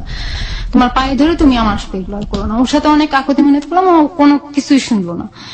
তো পরে ওর সাথে এক পর্যায়ে আরো কয়েকবার হয়ে গেল, প্রায় এরকম একটা রাতের ভিতরে 8 বার না 9 বার ও আমার সাথে ফিজিক্যালি রিলেশন করে ফেলেছে। আমার অবস্থা খুব খারাপ, আমার শারীরিক অবস্থা খুব খারাপ। পরে ডাক্তারের কাছে গেছে, ও আমাকে রুমে রেখা ও ডাক্তারের কাছে গেছে, ডাক্তারের কাছ থেকে যে ওষুধ আনছে আমি খাইলাম। খাওয়ার পরে আমি সহ সকালবেলা বের হয়ে গেছি, সিরিজ গেছি, ঘুরছি ফিরছি, ঘুরে ফেরার পরে বাসায় আসছি। বাসায় আসার পরে ও আবার আমাকে বলতেছে চলো আমরা আবার একটু করি। তো ও আবার আমার সাথে ফিজিক্যালি রিলেশন করতে চাইলো। তো হইলো দুজনের ভিতরে। তার মানে এখন ওর মর্জি মতো হইতেছে সবকিছু, আমার মর্জি মতো হচ্ছে না। তো ওর মর্জি মতো হচ্ছে, আমি ঠিক আছে এখন আর ওর সাথে আর আপুস করতেছি না, সব আপুসে হয়ে যেতেছে। 4 দিন থাকার পরে আমি ওকে বিয়ে বলতেছিলাম, তো 4 দিন তো হয়ে গেল, বিয়ে তো করলো না আমাকে। বিয়ে করবো ঠিক আছে, তুমি একটু অপেক্ষা করো, আমরা যাওয়ার দিন না হয় বিয়ে করে নেবো। তারপরে ও বললো যে যাওয়ার সময় বিয়ে করে নেবো। ঠিক আছে, তুমি যাওয়ার সময় কি করো সেটা আমি দেখবো। ঠিক আছে, পরে 4 দিন পরে সকালবেলা বের হয়ে নাস্তা টাস্তা করলাম হোটেলে। তো শওকতের সাথে আবার দেখা হলো, শওকতকে ফোন দিয়ে ডেকে আনলো। দেখা হওয়ার পরে তো শওকত বলেছে ঠিক আছে ভাবি যান, বাড়িতে যান, দেখা হবে। আমি কই বাড়িতে? ভাবি তো আপনার এখনো হই নাই। আমি কই কি বলেন, ভাবি হন নাই? ভাবি না হয়েই তো ওইখানে আসছেন। আমি কই দেখেন আমি আপনার কাছে কি শরম করবো, আমার তো মাথা নষ্ট হয়ে যেতেছে, আপনারা কি করলেন এটা? শওকতের সামনে সরাসরি বলতেছি কথাটা। তো শওকত বলে যে ভাবি চিন্তার কিছু নাই, আমি আছি তো, আপনারা কোনো চিন্তা করেন না। আরিফ ভাই অমন ধরনের মানুষ না যে আপনার সাথে 2 নম্বরই করবে। আমি শোনেন, একটা মেয়ের যা কিছু ছিল সেটাও আমি ওর সাথে দিয়ে দিছি, আর আমার কিছুই নাই। এখন শুধু আমার মরা ছাড়া আর কোনো উপায় নেই। কেন মরবেন, আরিফ তো আপনার পাশেই আছে। আমি আরিফকে বললাম যে ঠিক আছে, তুমি তো তোমার বাড়ির স্থায়ী ঠিকানা আমাকে দাও নাই। তখনই বললো যে কি আমার বাড়ির স্থায়ী ঠিকানা আমি তোমাকে যেটা দিয়েছি সেটাই। আমি কই না, তোমার বাড়ির স্থায়ী ঠিকানা আমার মনে হয় এটা না। কই তোমার তো অনেক কিছুই মনে হবে, এখন তুমি এটা মনে করার দরকার না, চলো আমরা বাড়িতে যাই আগে। তো গাড়িতে উঠে গেল। গাড়িতে যখন টিকিট কেটে উঠলো তখন আমার মাথায় ঢুকলো, তো বলছে যে বের হওয়ার সময় বিয়ে করে নেবে। তো কই, এখন তো গাড়িতে উঠে যাচ্ছে। আমি আরেকটা বললাম তুমি গাড়িতে উঠে যাচ্ছ কেন, তুমি আমার সাথে চলো, কাজিয়াপুরে চলো। ঠিক আছে, আমরা নোয়াখালীতে যাই, তারপরে বিয়ে করবো। তো চিটাগাং থেকে নোয়াখালীতে আসলাম। নোয়াখালীতে আসার পরে তো আমাকে একটা সিএনজি উঠে দিল, সিএনজির পুরা ভাড়াই ওই দিল। উঠে দিয়ে সিএনজি কে বললো যে আমাকে বললো যে সিএনজি আলারে যেখানে বলবো সেখানে নিয়ে যাবে। তো আমি বললাম তুমি বিয়ের ব্যাপারটা করলো না? ঠিক আছে, তুমি এখন টেনশন নিও না, তোমার সাথে আরেকদিন দেখা হলে তবে আমার বিয়ের কাজটা সারা নিবো। ও আমাকে অনেক বুঝাইলো, আমি তো কান্না করতেছি। বুঝানোর পরে ও ওর বাড়িতে চলে গেল, আমি আমার বাড়িতে চলে গেলাম। ওর বাড়ির পাশে একটা লোক ছিল, আমার আবার দুলাভাই হয়। দুলাভাইটা ওর সম্পর্ক আবার বললো যে আমাকে বললো যে কি মহাসিনকে চিনো? আমি কি হ্যাঁ, মহাসিনকে তো আমি চিনি, ও আমার যেটা তো বোনের জামাই হয়, ও আমার বন্ধু হয়। তো আমি যেদিন আবার চিটাগাং থেকে বাড়িতে গেছি, ও যেটা তো বোনের জামাইটা আমার বোনটাকে নিয়ে আমাদের বাড়িতে আসতে বেরোনোর জন্য। দুলাভাইটাকে জিজ্ঞেস করলাম ভাইয়া আপনি কি আরিফকে চিনেন? কয় আপু কোন আরিফ? আমি কই যে লিবিয়া থেকে আসছে আরিফ। কয় হ্যাঁ, আর ওকে তো চিনি, ওর শ্বশুর বাড়ি আমার বাড়ির কাছে। তো এই কথাটা যখন বললো আমি স্তব্ধ হয়ে গেলাম। বলার পরে কি হয়েছে আপু, আপনি কথা বলতেছেন না কেন? আপনার খবর কি? রাসেল ভাইয়ের খবর কি? আমি রাসেল ভাইয়ের খবর বাদ দেন, আগে আরিফ ভাই যে আপনার বন্ধু আরিফ, উনি তো আমাদের, আপনার সাথে পরিচয় কিভাবে? আমি আমার সাথে ঢাকায় একসাথে পরিচয়, আমি সত্যি কথাটা বলি না ওনার সাথে। তো আমি আচ্ছা ঠিক আছে, ওনার যে শ্বশুর বাড়ি আপনার বাড়ির কাছে, ওনার কি ছেলে মেয়ে আছে? হ্যাঁ একটা মেয়ে আছে। আচ্ছা। পরে কয় তো আপনার কি খবর? আমি কেন আমার খবর ভালো। এই কথা বলে আমি আমার দুলা ভাইয়ের সামনে থেকে চলে এসে আমি আমাদের এলাকায় ধান ক্ষেত, আমার ঘরের পাশে ধান ক্ষেত, তো আমি ধানের জমির ভিতরে যাই, ধান তো বড় বড় হয়েছে, তো ধানের ভিতরে যাই আমি ইচ্ছা মতো কতক্ষণ কাঁদতেছিলাম। কারণ আমি ওর কাছে একটা ফোন দিয়ে ওকে অনেক গালাগালি করছি। ওকে অনেক, তুই আমার সাথে এরকম করলি কেন আমার সাথে এরকম বেমানিটা করলি? দেখো তুমি এরকম করো না, কান্নাকাটি করো না, আমি তোমাকে আগেই বলতে চেয়েছিলাম যে আমি বিয়ে করছি। আমি তুই বললি আমাকে আগে বলতে পারতি, আমার সাথে তো তোর সাথে আজকে 1 দিন আর 2 দিন কথা না, তোর সাথে আমার সাথে আজকে 3টা মাস ধরে কথা চলতেছে। তার মধ্যে তুই আমাকে চিটাগাং নিয়ে 4 দিন থাইকাও এলি, আমার সাথে সবকিছু করে এলাম। একটা মেয়ের ইজ্জত বলতে যা থাকে, একটা মেয়ের সবচেয়ে মূল্যবান জিনিস যেটা, সেটাই তুই নিয়ে নিলি, তুই কি করলি এটা? তো ও আমাকে এক পর্যায়ে বলে কি তাহলে তুই আমার সাথে বিয়ের আগে যেহেতু ছেলে আমাকে সত্তর দিয়ে দিস, তাহলে তুই আরো কত ছেলের সাথে করছিস? তার মানে উল্টা রিয়েকশন করে আমাকে। পরে আমি বললাম যে তাই নাকি? আমি ঠিক আছে, তুই আমার সাথে যোগাযোগ করিস না। আমার মামার ছোট মামার খালা শ্বশুরের বিয়ে, তো আমি ওই বাড়িতে গেলাম, ওর শ্বশুর বাড়ির পাশেই, জানতাম না আমি। তো ওখানে গেছি, আর আমার ফোন দিছে তুমি আমার বলো তুমি কোথায়? আমি তো অমুক জায়গায় আসছি। তো কোথায় আসতো আমি নাম বললাম। পরে বলো তুমি ওই বাড়িতে কি করো? আমি বিয়েতে আসছি। কয় ওই বাড়ির পাশেই তো আমার শ্বশুর বাড়ি, তুমি আমার সাথে দেখা করো। আমি তোরে বলছি না তুই আমার চেহারা দেখবি না, তুই আবার আমার কাছে ফোন দিছিস, আবার আমার বলো দেখা করতে, সাহস তো কম না। তো বলে যে না তুমি আমার সাথে দেখা করো। তো ওর সাথে আমি এখান থেকে বিয়ে শেষ করে আমি ওখান থেকে বাড়িতে গেলাম বিকালবেলা। পরের দিন আমি ওর সাথে সকালে দেখা করলাম ফেনীতে। কান্নাকাটি আমি অনেক কান্নাকাটি করছি ওদিন ওর সাথে। পরে ও বলছে দেখো তুমি এমন করো না, তুমি চাকরি করো, দেখো তোমার মন আবার ঠিক হয়ে যাবে, তুমি চাকরি করো, তুমি এখন বাড়িতে বসে আছো তো তার জন্য তোমার ভালো। আমি কিন্তু তুই চাস আমি আবার চাকরি করি, ওকে তুই তাই করে বলতেছি। তো ওর সাথে যখন আমার 3 মাস কথা চলতেছিল তখন হঠাৎ করে একদিন ওর বউ আমাকে ফোন দিছে। ফোন দিয়ে বলে যে কি আপনি কি আমার নাম ধরে বলতেছে আপনি কি অমুক, আমি কি হ্যাঁ, বলতেছে আমি কি তাহলে তুমি কে, কয় আমি আরজু। আরজু মানে কে, আরজু কি, তুমি আমার নাম্বার পেয়েছো কোথায়, কয় দেখেন আপনি যে আরিফ নামের ছেলেটার সাথে কথা বলেন আমি ওরই চাচাতো বোন। আমি কি তুমি আমার নাম্বার পাইছো কোথাও, ভাইয়ার সাথে তো আমার অনেক ফ্রি, তো ভাইয়া আমাকে তোমার কথা সব বলছে, ভাইয়া অনেক কষ্ট করেছে ছোট থেকে, তুমি ভাইয়াকে কোনোদিন কষ্ট দিও না। আমি কিন্তু তুমি কি হো, তোমার কি বিয়ে হয়েছে, কয় হ্যাঁ আমি ওর যারা তো বোন হয়, আমার বিয়ে হয়েছে, আমার স্বামী বিদেশ, আমার একটা মেয়ে আছে, আমার শ্বশুর বাড়িতে কেউ থাকে না দেখে, কেউ নাই দেখে, আমি একলা মানুষ তো তাই আমি আমার বাপের বাড়িতে থাকি। তো এই কথাটা বলার পর আমি ওই কথাটা তখন ওর কাছে তুললাম যে তাহলে তোর বউ আমাকে এই কথাটা বললো কেন, আর ঝুঁকে, কয় আমার বউ। আমি তাহলে তোর বউ এই কথাটা বললো কেন যে তুই ওর চাচাতো ভাই লাগছো, তোর যারা তো বোন লাগে, বললো যে কি এই কথাটা ওই কারণে বলছে। আমি ওকে বলছিলাম যে ও যদি এই কথাটা না বলে তাহলে ওকে আমি তালাক দিয়ে দেবো, এই কথাটা ভয়তেও বলছিল। বলে আমি একটা জিনিস ছিল কি ওর সাথে কথা যখন বলতাম, ও আমাকে যখন সুন্দর করে মাথায় হাত বুলায় একটা কথা বলতো আমি ওর কথাটা মাইনা নিতাম। রাগ করলে, হাজার রাগ করলে ওর মুখের দিকে তাকায়, আমি রাগটা আমার মানে আমি রাখতে পারতাম না। আর পরে আমি আমার আরিফের কথাটা বললাম। মা কি আরিফ সম্পর্কে জানতো আপনার? আম্মাকে সব খুলা বলছি। কবে বলেছেন এটা? ওই যে ওর সাথে যেদিন বিয়ের পরে মানে এটা কি যখন আপনি জেনেছেন যে আরিফ বিবাহিত তখন বলেছেন নাকি তার আগে? না না তখন বলেছি, ওর বিয়ে হয়েছে এটা শোনার পরে বলছি। শোনার পরে আপনি কেন বলতে গেলেন? শোনার পরে আমি বলতে গেছি কারণ আমি আমার কষ্টটা মনের ভিতরে চাপায় রাখতে পারতেছি। সে কারণে আপনি মার কাছে বলে মনটা একটু হালকা করতে চেয়েছেন। চাপায় রাখতে পারলাম না, তো আমি মাকে বলেছেন আপনি বিয়ে করেছেন আরিফকে? হ্যাঁ আরিফকে বিয়ে করছি। কেন বললেন? আরিফের যে আরেকটা বউ আছে সেটা আমি বলি নাই আম্মাকে। তাহলে আপনি তো বিয়ে করেননি, মাকে আপনি কেন বললেন? কারণ না হলে আমি যে 4 দিন যে চিটাগাং ছিলাম, আমার কাছে বারবার জানতে চেয়েছি 4 দিন মার কাছে হালকা হতে গিয়ে আপনি মাকে মিথ্যা কথা বললেন? হ্যাঁ, তার 3-4 দিন পরে আমি ঢাকা চলে গেলাম। ওই 3-4 দিনের সাথে আমার যোগাযোগ ছিল। পরে আমি ঢাকা চলে যাওয়ার পরে আমি আমার মেজো মামার বাসায় চলে গেলাম। ওখানে যে চাকরি টাকরি করতেছি, আলাদা রুম নিলাম, আলাদা রান্না বাড়া করে খাইতেছি। এখন আর মেজো মামার বাসায় খাই না, তা আলাদা রান্না বাড়া খাইতেছি। ও কি করছে, ও আমার বললো যে আমি আমার শ্বশুরে বলছি আমি বিদেশ যাবো, আমার শ্বশুর আমাকে অনেকগুলো টাকা দিবে। আমি তো কি করবো তারপরে টাকা নিয়ে, বলছি টাকা নিয়ে আমি তোমার কাছে চলে আসবো। মানে সামহাও আপনাকে ম্যানেজ করার চেষ্টা করছে, রাইট? হ্যাঁ। ওকে। পরে ও টাকা দিছে, ওর শ্বশুর ওকে 42,000 টাকা মনে হয় দিছে। ও আমাকে যেটা বলছে যে 42,000 টাকা দিছে। তো বিদেশ যাওয়ার জন্য একটা মানুষ যেভাবে প্রস্তুতি নেয় আর কি, যে বিদেশ যাওয়ার সময় বাংলাদেশ থেকে মা ভাই বোনরা অনেক কান্নাকাটি করে, ওটা করছে ওর মা বোন নাকি। পরে ওই যে বিদেশ যাওয়ার সময় ছেলেরা নাকি যেটা খাইতে বেশি ভালোবাসে সেটা দিয়ে দেয়, তো ওর সাথে ও অনেক কিছু দিয়ে দিছে, কাপড় চোপড়। তার মানে একটা বিদেশ যাওয়া যেন কোনো কিছু কিনতে না হয়, ওগুলো সব ব্যাগ 2টা ব্যাগে ভইরা ও ঢাকায় একদম আমার কাছে বাসায়। মানে আলটিমেটলি আপনার কাছে এসেছে, কিন্তু সবাই জানে যে সে বিদেশ চলে গেছে। ওর বউ পরে সবাই জানে ও বিদেশ চলে গেছে। তো আমি কি শুনো যেটা তাহলে তুমি করলা কেন এটা, তোমার জন্য আমার খারাপ লাগতেছে, তোমাকে দেখে আমার খুব খারাপ লাগতেছে। তুমি যে আমাকে অনেক এখানে আসার পরে যখন ফার্স্ট তোমার সাথে দেখা হয়েছে, তুমি আমাকে গরমে বাতাস টাতাস করছো, গরমের দিন ছিল বাতাস টাতাস করছো, তো আমার তখন খারাপ লাগছে তোমাকে দেখা, অনেক ক্লান্ত ছিল। তুমি রাতে 2টা পর্যন্ত আমার সাথে গল্প করে, আবার ভোর 4টা ঘুমায়া 2টা বাজে ঘুমায়, আবার ভোর 5টা বাজে আজানের সময় উঠে আমার সাথে নাস্তা রাঁধছো, ওইটা দেখে আমার খুব খারাপ লাগছে। একটা মেয়ে কিভাবে এত ভালো হতে পারে, আর হলো গিয়া তুমি তোমার হাজবেন্ড তোমার মতো মেয়েকে কিভাবে ছাড়া আরেকটা ছেলেকে আরেকটা মেয়ে বিয়ে করছে। আমি কই সেটা তার রুচি, ওগুলার তুলনা। পরে ওর সাথে এভাবে চলতেছে প্রায় 2 বছর, ওর সাথে এভাবে সম্পর্ক। আমার একই ঘরে বাড়িওয়ালারাও জানতো যে ও আমার হাজবেন্ড, বাড়িওয়ালাদেরকে বলছি যে ও আমার হাজবেন্ড, আমি বাড়িতে যাই বিয়ে করছি।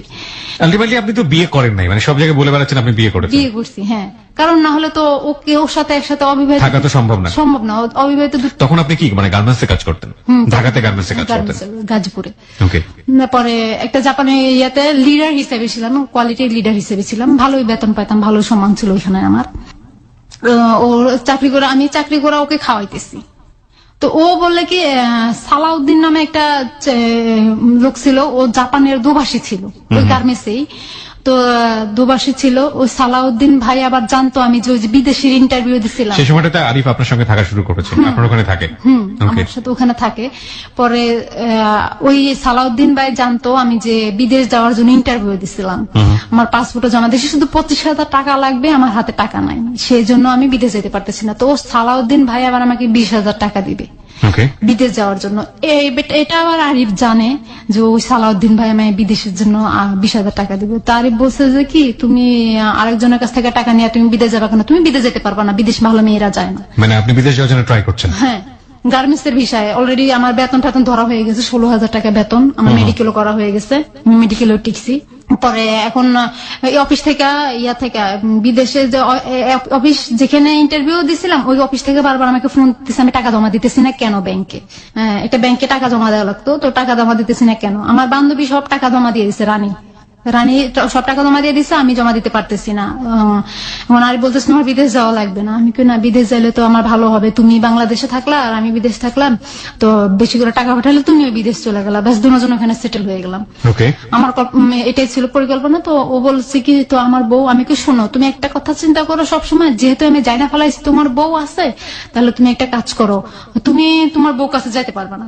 কেন? আমি কেন, তুমি তোমার বউর কাছে, তুমি যেহেতু বলছো এটা তোমার জোর জবরদস্তি বিয়ে, তোমার মতে না বিয়ে, তাহলে তুমি ওখানে যাও না, একটা কাজ করো, তুমি টাকা পয়সা দিও ওদেরকে ওখানে, আমি চাকরি করে যা বেতন পাবো তার অর্ধেক দিয়ে ঘর ভাড়া চালাবো আর তোমার খাবো, আর তুমি যা করবা তার বেতন পুরাটাই তুমি আমার বাড়িতে পাঠিয়ে দিও, তোমার টাকা আমার সংসার, আমার ফ্যামিলি, আমার সংসারের দরকার নাই, আমার সংসার আমার টাকা হইলে এনাফ। মানে আপনি চাচ্ছেন যে ও পার্মানেন্টলি আপনার সঙ্গে থেকে যায়? সেটা কি বিয়ে করে নাকি বিয়ে ছাড়াই? বিয়ে করে। বিয়ে করে, হ্যাঁ। তারপরে কি বললো আরিফ? পরে আরিফ বললো আচ্ছা ঠিক আছে। তো বিদেশ আর যাইতে পারলাম না। তো বিদেশের ওই যা সালাউদ্দিন ভাই বিদেশ যাওয়া বলে যে টাকাটা আমাকে পরে আমাকে 20,000 টাকা দিচ্ছে, তো ওই টাকাটা দিয়া কি করলাম, আমরা দুজন চলে গেলাম চিটাগাং চলে গেলাম বেড়াইতে। ঢাকা থেকে বাসায় তালা দিয়ে চিটাগাং গেলাম বেড়াইতে। মোবাইল কিনলাম একটা, আমি আমার হাতে মোবাইলটা যেটা ছিল সেটা ভেঙে গেছে। পরে আমি মোবাইল কিনলাম একটা, ওই মোবাইলটাও আমাকে চালাইতে দিল না, আমার হাতে নিয়ে নিল, বললো যেটা আমার মার জন্য একটা মোবাইল লাগবে। হ্যাঁ, আমি কোরিয়ান করে পাঠাই দিলাম, ঠিক আছে। পরে দুজন ঘুরে ফিরে চিটাগাং থেকে ঘুরে ফিরে আবার ঢাকায় আসলাম। ঢাকায় আসার পরে বাসায় চলতেছে, খুব সুন্দর মতো চলতেছে, খাইতেছি, আমি চাকরি করতেছি। ও বলে কি আমি নাকি চাকরি করলে ও তার মানে ওর সাথে আমার এখন গ্যাঞ্জাম আস্তে আস্তে শুরু হচ্ছে। আজকে ঝগড়া করতেছে, কালকে আমারে মারতেছে, পরশুদিন ঝগড়া করতেছে, এরকম প্রতিদিন আমার সাথে ঝগড়া, প্রতিদিন আমাকে ঝগড়া করে আমার সাথে মারে, প্রতিদিন আমাকে মারে, অনেক মারে। পরে হলো গিয়া বললাম তুমি আমার সাথে কেন মারামারি করো, তুই ইয়াতে যায় অফিসে যায় তুই বসের সাথে প্রেম করস। মানে আপনার এখানে থেকে আপনাকে গায়ে হাত তুলছে কন্টিনিউয়াসলি? হ্যাঁ, কন্টিনিউয়াসলি আমার গায়ে হাত তুলতেছে আর বলতেছে আমি নাকি ইয়াতে চাকরি করলে বসদের সাথে খালি প্রেম করি। আমি কি বসদের তো কোনো কাম নাই আমার সাথে, আমি কি এত বিশ্ব সুন্দরী যে আমার সাথে প্রেম করবে? কয় না প্রেম করে, আমি জানি। আমি কই তুমি আন্দাজ কিসের জন্য, তার মানে আমার সাথে ঝগড়া করার জন্য এগুলো করতেছো? তো তুমি যে তোমার বউর সাথে বাড়িতে কথা বলো তার জন্য কি আমি তুমি কিছু বলি নাকি?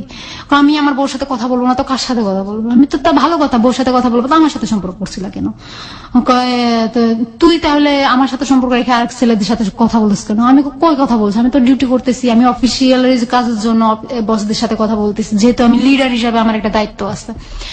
পরে বলে যে কি না তুই চাকরি করতে পারবি না। তো আমার ওর চাপে আমি চাকরিটা ছেড়ে দিলাম। তো ওই বিদেশে যাওয়ার জন্য শ্বশুর কাছ থেকে যে 42। আপনি চাকরি ছেড়ে দিলেন?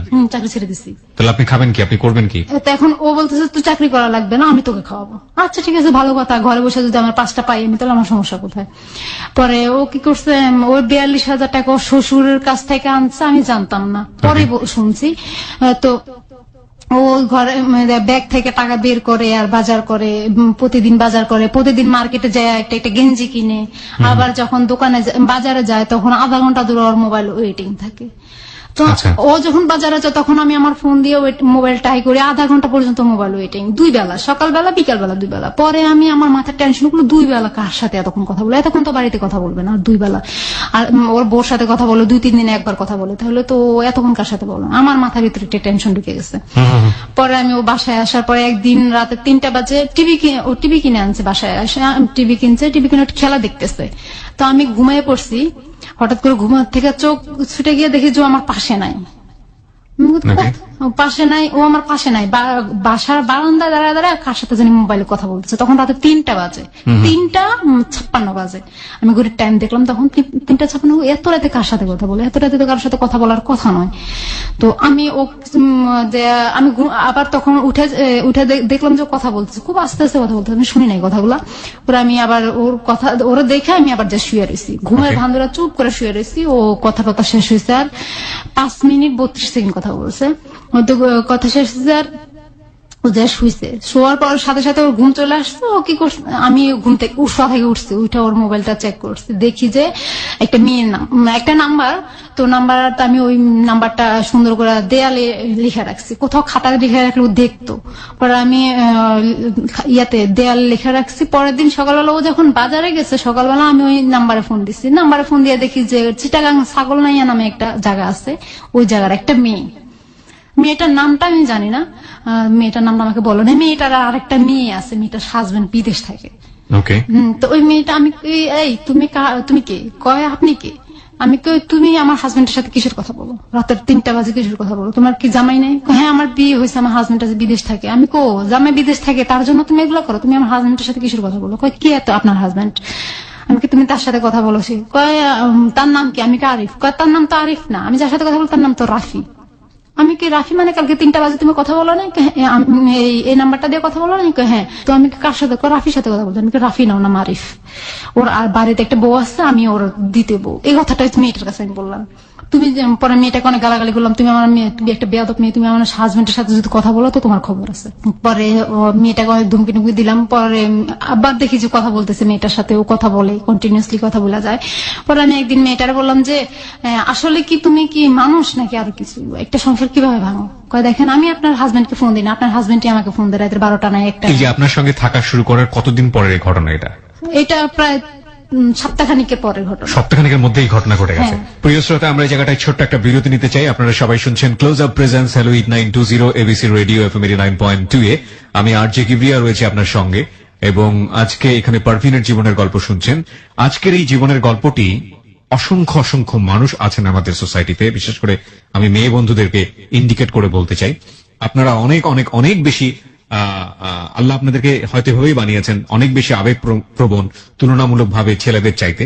এবং এই আবেগের বশবর্তী হয়ে একটা মানুষ নিজের জীবনের জন্য কত বড় ভয়াবহ দুর্ঘটনা ঘটিয়ে ফেলতে পারে, তার একটা অসম্ভব অসাধারণ উদাহরণ হবে আজকের এই জীবনের গল্প। আমরা একের পর এক দেখতে পাচ্ছি যে জীবনে অনেকগুলো টানাপোড়েনের মধ্য দিয়ে যাচ্ছে আজকের এই অতিথি, যিনি পারভিন।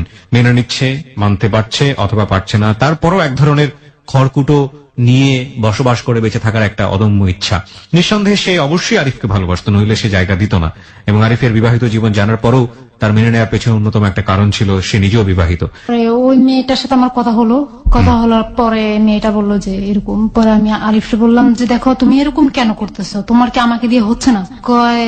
কই আমি মেয়েটার সাথে কথা বলতেছি না, কোনো মেয়ের সাথে আমি কথা বলতেছি না। আমি তাহলে এটা কি? এমনি আমার কাছে ফোন দেয়। আমি কি মেয়েটা তোমার কাছে ফোন দেয় না, তুমি মেয়েটার কাছে ফোন দাও, তাহলে একটা প্রমাণ হয়ে যাক। ওকে। পরে বলতেছে কি প্রমাণ? আমি কই তাহলে মেয়েটার কাছে এখন আমি ফোন দেই। আমি মেয়েটার কাছে ফোন দিতে গেছি, ঠিক সেই সময় সে আমাকে একটা থাপড় দিলাম।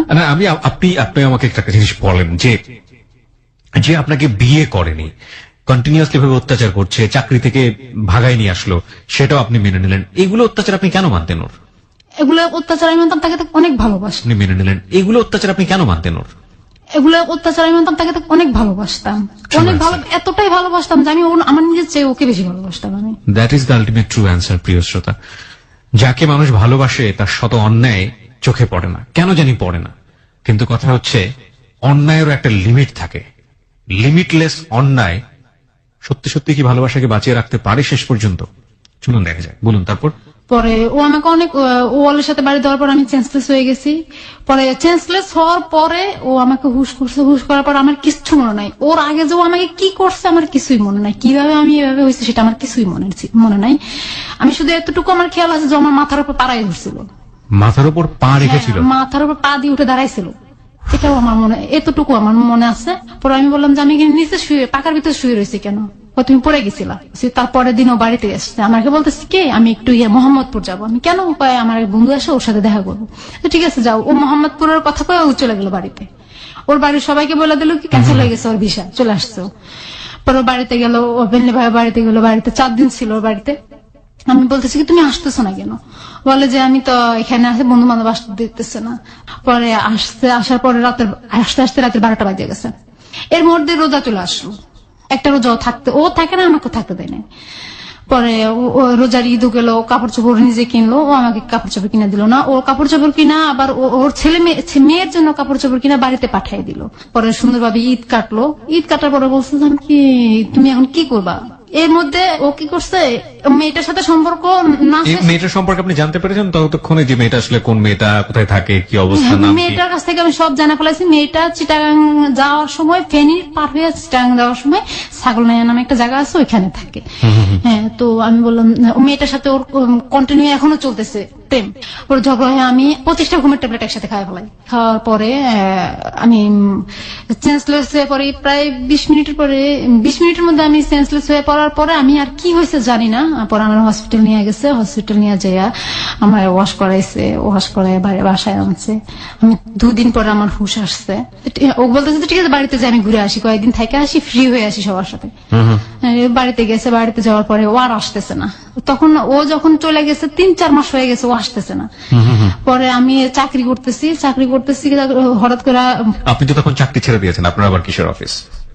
ও যে বাড়িতে যাবে কয়ে 3 মাস চলে গেছে, 3-4 মাস চলে গেছে, ও আর আসতেছেই না। তখন কি মানে সেটা বুঝলাম, কিন্তু আপনি তাহলে কিসের অফিসে গেছেন? ও আমি আবার গার্মেন্টস চাকরি নিচ্ছি। ওই সময়টাতে আপনি আবার গার্মেন্টসে কাজ হ্যাঁ, আবার করেছেন? গার্মেন্টসে চাকরি নিচ্ছি আমি। এভাবে তো বাসা ভাড়া বাইরে গেছে, 2 মাসের বাসা ভাড়া অলরেডি জমা হয়ে গেছে।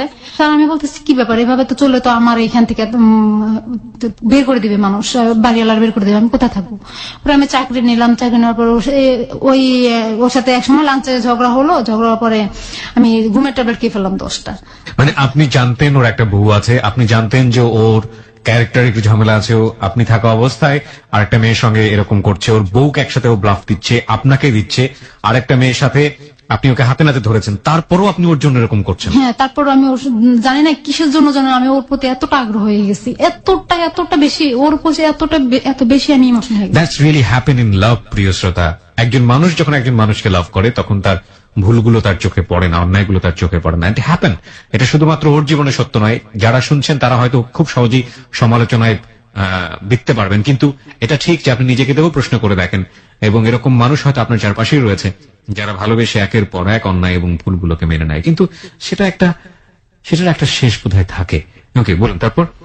পরে আরিফ বলতেছে কি ও চায়, আরিফ উল্টা রানীকে বলতেছে কি যে ও চায় আমার সাথে সারাদিন ফোনে কথা বলার জন্য, ও চায় আমি ওর পাশে আমি সারাক্ষণ বসে থাকি। এটা কি আমার সম্ভব? আমার তো একটা বউ আছে, আমার তো বাচ্চা আছে, ওটাও জানে না, তাহলে ও এমন কেন করে? আরিফ উল্টা আমার দোষ দিতেছে ফোনের মধ্যে রানীর কাছে। তো রানী কাটা দেওয়ার পরে রানী বলতেছে কি দেখ উল্টা আরিফ তোর নামে বদনাম করতেছে, তাহলে তুই ওর জন্য এমন কেন করতেছিস? আমি এত কষ্ট বুঝি না, তোর আরিফ রায় না দে আমার কাছে। পরে আরিফ আবার ফোন দিছে, রানী বলতেছে তুই তাড়াতাড়ি। আচ্ছা ঠিক আছে, আমি পরের দিন আসতেছি। তা আরিফ আমার এগুলার পরের দিন আসলো। আসার পরে অফিসে আমার একটা পুরো বদনাম হয়ে গেছে, আমি এটা করছি যে ও এমন করছে, ও একটা লিডার হয়ে, কোয়ালিটির একটা লিডার হয়ে যদি এমন করে তাহলে ওর আন্ডার যারা চাকরি করে তারা কি করবে? পরে একটা বদনাম হয়ে গেছে আমার। আমি অফিসে আর যাই আমার তার মানে মুখ দেখাতে পারতেছি না, এমন একটা অবস্থা হয়ে গেছে। পরে আমি ও আরিফ আসছে, আয়সা বলতেছি তুমি এমন করতে পারো না। পরে আমি আবার কি করছি, ও যখন আসতেছে না, আসতে দেরি হইতেছে, পরের দিন আসতে বলতেছে, আমি কেন ও আজকে আসবে। আমি কি করছি, আবার ব্লেড দিয়ে আমার হাত রাখছি, হাত আইকে একদম অনেকটা আঁকছি, মানে এই যে দাগগুলো এখনো আছে আমার হাতের মধ্যে, অনেকটাই আঁকছি। তার মানে এখানে এমন ভাবে আঁকছি যে পরবর্তীতে আমার এই জায়গাটা পচে যাওয়ার অবস্থা। ট্রিটমেন্ট নিয়ে ভালো হয়েছে। পরে ও আয়সা দেখছে, ও আয়সা দেখায় হালকা চোখে পানি ছাড়তেছে যে তুমি এমন করছো কেন? আমি দেখো আমার পৃথিবী সবকিছু একদিকে, তুমি আমার একদিকে। আমি তো ওর বউ কি এটা জানলো যে আপনি এরকম করতেছেন? ওর যে বউ ছিল না, তার কাছে কি খবর এগুলো পৌঁছাতো? না, ওর বউর কাছে খবর এগুলো পৌঁছায় নাই। ওর বউর সঙ্গে আপনি কথাও বলেননি ওই সময় পর্যন্ত? না, আর কথা বলি না। বলুন তারপর। পরে ওর বউ জানতো যে ও ঢাকা চাকরি করতেছে। আমি ওর জিজ্ঞাসা করলাম যে আরজু কি জানে? কয় আরজু জানে আমি ঢাকা চাকরি করতেছি। বউয়ের নাম ছিল আরজু? বউর নাম ছিল আরজু। আরজু জানে আমি ঢাকা চাকরি করতেছি। আমি পরে এক পর্যায়ে ও আমার জন্য কান্নাকাটি করে, কান্দে, চোখের পানি ছাড়ে, বলতে যে কি যে তুমি এমন করো কেন? আমি দেখো তুমি আমার সবকিছু, আমি সবকিছু সবার বিরুদ্ধে যে আমি তোমার কাছে, আমার আত্মীয় স্বজন কেউ চায় না আমি তোমার সাথে সম্পর্কটা রাখি, আমার আত্মীয় স্বজন সবাই আমার বিরুদ্ধে চলে গেছে, কেউ আমাকে দেখতে পারে না, এখন আর শুধু তোমার সাথে সম্পর্ক করছি বলে। আমার মাও আমার সাথে এইবার আইসা দেখে গেল, যা দেখে গেল আমার মা, তা দেখে আমার মা অনেক কষ্ট পাইছে। আমি তোমার জন্য এগুলা করছি, আমার মা দেখে গেছে, আমি একটা পাগলের মতো হয়ে গেছিলাম, তাহলে তুমি আমাকে ছাড়া কেন যাও? মানে দেখো আমি তো ওদেরকে ওখানে মানাইতে হবে, ওরা যেহেতু জানা গেছে আমি বিদেশ ভিসা ক্যান্সেল করে বাংলাদেশ চলে আসছি, তাহলে ওদেরকে আমার মানাইতে হবে না আমি ঢাকায় চাকরি করতেছি, 2 দিন পর বাড়িতে না যাইলে ওরা বলবে যে নিশ্চয় ও ঢাকা কিছু একটা করছে, তাহলে ও আর বাড়িতে আসে না কেন? ওদেরকে যেন ওরা যেন বুঝতে না পারে। আমি কি আচ্ছা কোনোদিন যদি এমন হয় যে আরজু তোমাকে আমার কাছ থেকে নিয়ে গেছে, তখন তুমি কি করবে? কয় না, আরজু তোমাকে আমার কাছ থেকে নিতে পারবে না, কারণ আরজু জানবে না যে তুমি আমার জীবনে আসছো। আমি আচ্ছা ঠিক আছে। পরে এভাবে চলতেছে প্রায় বছর। মানে আপনি মেনে নিয়েছিলেন যে ওকে আপনি বিয়ে করবেন না, এভাবেই সংসার করবেন, এভাবেই ওকে করবেন। আমি অনেকবার বলতেছি যে তুমি বিয়ে করো আমাকে, কিন্তু তারপরেও ও তো আপনাকে যেহেতু বিয়ে করছে না, সুতরাং আপনি এটা মেনে নিয়েছিলেন। সামহাও ও থাকুক আমার লাইফে, যে কোনো ভাবেই হোক ও থাকুক। হ্যাঁ। এবং ওর আগের স্ত্রী নিয়েও আপনি কিছু বলতেন না, ওনাকে কি ডিভোর্স দেওয়ার কথা বলতেন আপনি? হ্যাঁ, আমি ওকে অনেকবার বলছি যে তুমি আরজু। ও কি বলতো যে আমি ডিভোর্স দিব? ও বলছে যে না, আমি সবকিছু ত্যাগ করতে পারবো, আরজুকে ত্যাগ করতে পারবো না। আমি কেন ত্যাগ করতে পারবো না? কারণ যেহেতু আমার ওখানে একটা মেয়ে আছে, আমার মেয়েটার দিকে তাকায় আমি এটা করতে পারবো না, কারণ আমার মেয়েটা মা হারাবে, বাপ হারাবে, কিরকম দেখাবে? ওটা মেয়ে মানুষ, ছেলে হলে একটা কথা ছিল। আর হলো কি ওর বাপ আমার কাছে অনেকগুলো টাকা পাবে, আমি তো ওকে যদি তালাক দিতে হয় আমার কাবিনের টাকাটাও দিতে হবে, প্লাস আমি ওর বাপে আমাকে যে টাকাগুলো দিছিল বিদেশ যাওয়ার জন্য প্রায় 3-4 লাখ টাকা দিয়ে দিছে, ওগুলো দিতে হবে। তা আমি ওকেও তালাক দিতে পারবো না, টাকাগুলো দিতে পারবো না। যেহেতু টাকাগুলো দিতে পারবো না, তাহলে আমি ওকে তালাকও দিতে পারবো না। আচ্ছা ঠিক আছে, তাহলে টাকা যখন হবে তোমার হাতে তখন তুমি ওকে দিও, তালাক দিও। আচ্ছা ঠিক আছে, দিবনি। এভাবে চলতেছে। ওদের সম্পর্ক ভালো ছিল না, স্বামী স্ত্রীর সম্পর্ক ভালো। ও আমাকে বলতো যে ওদের সম্পর্ক ভালো ছিল না, ওর বউ নাকি ওকে টাচ করতে দিত না, ও নাকি ওর বউর কাছে এভাবে বলছে, মানে সম্পর্ক সামহাও ভালো ছিল না। ওকে, আপনার কাছে সেভাবে উপস্থাপন করেছে। পরে এইভাবে চলতেছে প্রায় 2 বছর চলে গেছে এভাবে ঢাকায় একসাথে, আমাদের 2 বছর চলে গেছে। 2 বছর চলে যাওয়ার পরে ও কি করছে, আমার বলতেছে যে এখন তো এখানে এভাবে সম্ভব না, তো একটা কাজ করি, আমি মোহাম্মদপুর যে একটা চাকরি করি। ওই যে হারুনের কথা বলছিলাম, ওই হারুন ছিল আরজুর চাচাতো ভাই।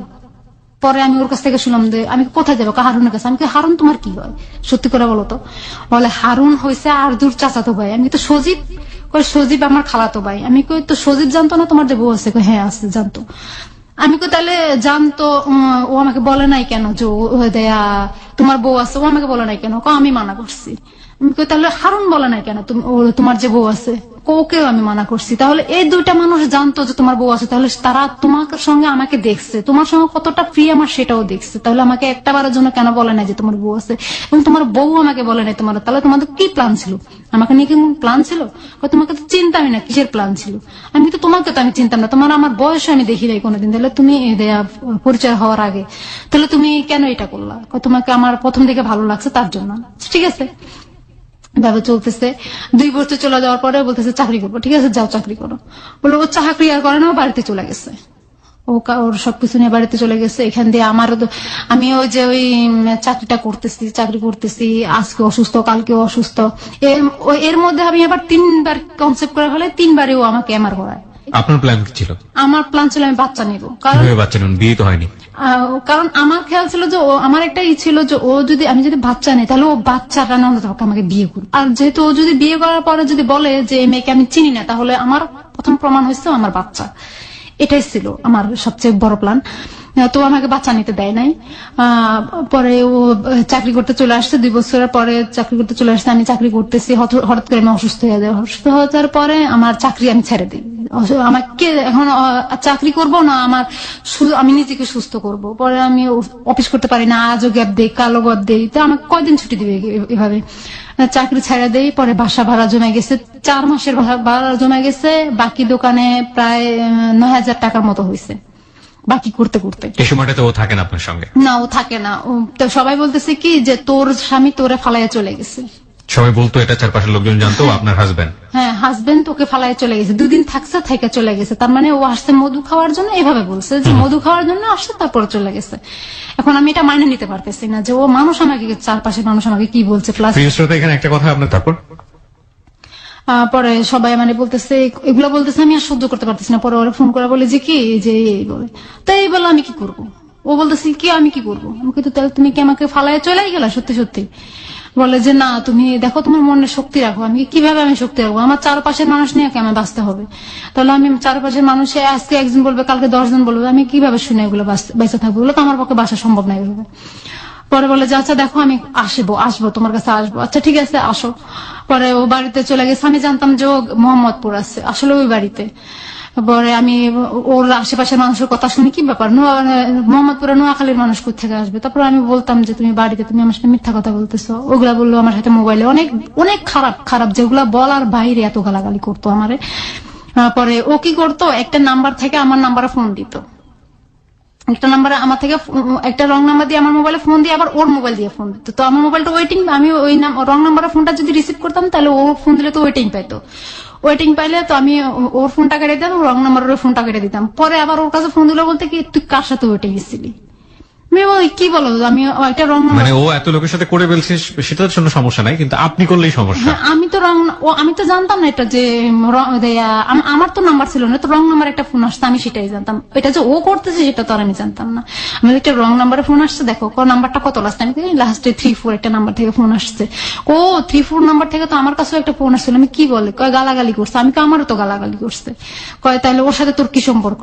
তুই নিশ্চয়ই গুন্ডা টুন্ডা ধরেছিস আমাদের। কি পাগলের মতো কথা বলো, তোমার সাথে তোমার জন্য আমি কিসের জন্য গুণা ধরবো? আর আমি যাকে ধরাবো সে তোমাকে আমাকে গালাগালি করবে কেন? তোমাকে না করবে তাহলে গালাগালি? কত কত গালাগালি করে নি, মিথ্যা কথা বলস। তারপর ও কি করে, বিভিন্ন নাম্বার থেকে আমার কাছে ফোন আসলে, যখন বিভিন্ন নাম্বার থেকে আমার কাছে ফোন আসে ঠিক তখন ওই মুহূর্তে ও ফোন দেয় আমারে। তো ওয়েটিং পেলেও আমার গালাগালি করে, তুই নিশ্চয়ই ছেলেদের সাথে সম্পর্ক করতেছিস, তুই কোন কোন ছেলেদের সাথে সম্পর্ক করতেছিস, তোর তো এই অভ্যাসটা আছে। আমি কি তুমি দেখছো আমার কোন ছেলের সাথে আমি সম্পর্ক করছি? তুমি যখন আমার সাথে ছিলা তখন দেখছো আমি কোন ছেলের সাথে হাইসা কথা বলতে? এমনি তো কথা বলা দূরের কথা, আমি হাইসাও তো কারোর সাথে কথা বলি না। তুমি কিভাবে বলো এগুলা? বলো তোকে আমি বিশ্বাস করি না, তোরা গার্মেন্টসের মেয়েরা এমনই। গার্মেন্টসই, তুই যে গার্মেন্টসের মেয়ে সেটা প্রমাণ করে দিলি আমারে। এইভাবে বললাম গার্মেন্টসের মেয়েরা কিন্তু খারাপ না, যারা খারাপ করে তারা বাইরে যেয়ে করে। গার্মেন্টসে আর খারাপ যদি করার ইচ্ছা থাকে বাইরে যাই করতে পারে, গার্মেন্টসে করার দরকার হয় না। আর গার্মেন্টসে খারাপই করতে পারে না। না তুই আমাকে শিখাইস না। আমি কই তোমাকে কি শিখাবো, তুমি তো সবকিছুই জানো। পরে ও এরকম করতেছে। পরে কি করলাম, আমি বাসা ছাইড়া দিলাম। বাসা ভাড়া দেওয়া হয় নাই, কিন্তু 8,000 টাকা বাসা ভাড়া, ওখানে 9,000 টাকা বাকি ভাড়া। আমি কি করলাম, বাসায় মাল জিনিস সব রাইখা ওর ব্যাগে যে কাপড় চোপড় ছিল, ওর কাপড় এক ব্যাগ কাপড় চোপড় আমার ঘরে ছিল, আর কিছু কাপড় চোপড় নিয়ে চলে গেছে।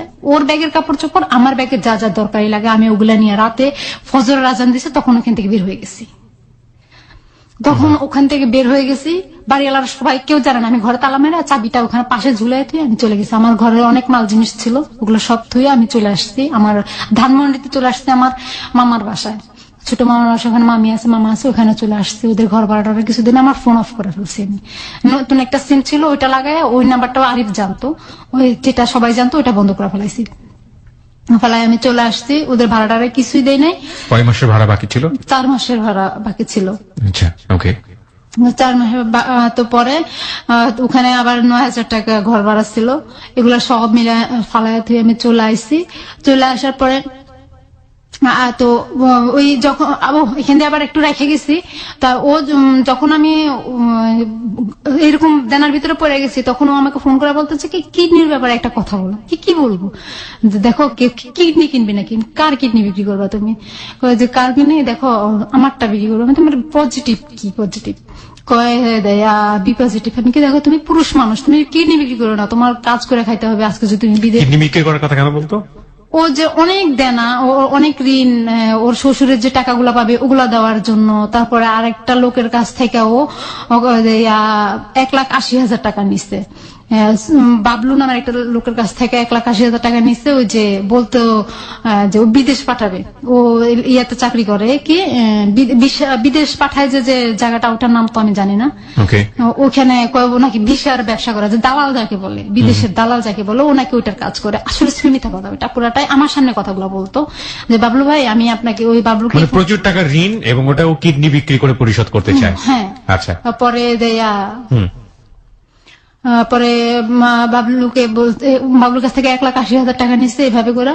তো ওই বাবলুর টাকা দেওয়ার জন্য, ওর শ্বশুরের টাকা দেওয়ার জন্য, হ্যাঁ এটা আমরা বুঝতে পারছি, এটা ক্লিয়ার হয়েছে। হ্যাঁ, তো আপনাকে বলতো কিডনি বিক্রি, তারপর হ্যাঁ তারপরে কিডনি বিক্রি করো। তো এখন আমি বলি যে, তুমি কিডনি বিক্রি করো না, একটা কাজ করো, তুমি তো পুরুষ মানুষ, তোমাকে কাজ করে খাইতে হবে। তুমি কিডনি বিক্রি করলে জীবনে কোনোদিন ভারী কোনো কাজ করতে পারবে না, আর কয়দিন পর তুমি অচল হয়ে যাবা। তোমার যদি বাচ্চা কাচ্চা হয় তাহলে তুমি ওদেরকে কিভাবে চালাবো? দুটোর তো একটা ভবিষ্যৎ আছে। তাহলে এটা কাজ করি, আমি আমারটা করি।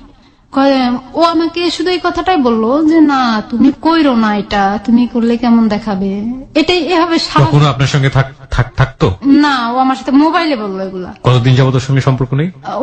ওর সাথে আমার সাথে শারীরিক সম্পর্কটা না, শারীরিক সম্পর্ক না, আমি বলছি সম্পর্ক বলতে যেটা, যে আপনার সঙ্গে ওর কতদিন যাবত মানে দেখা নেই, দেখা সাক্ষাৎ নেই?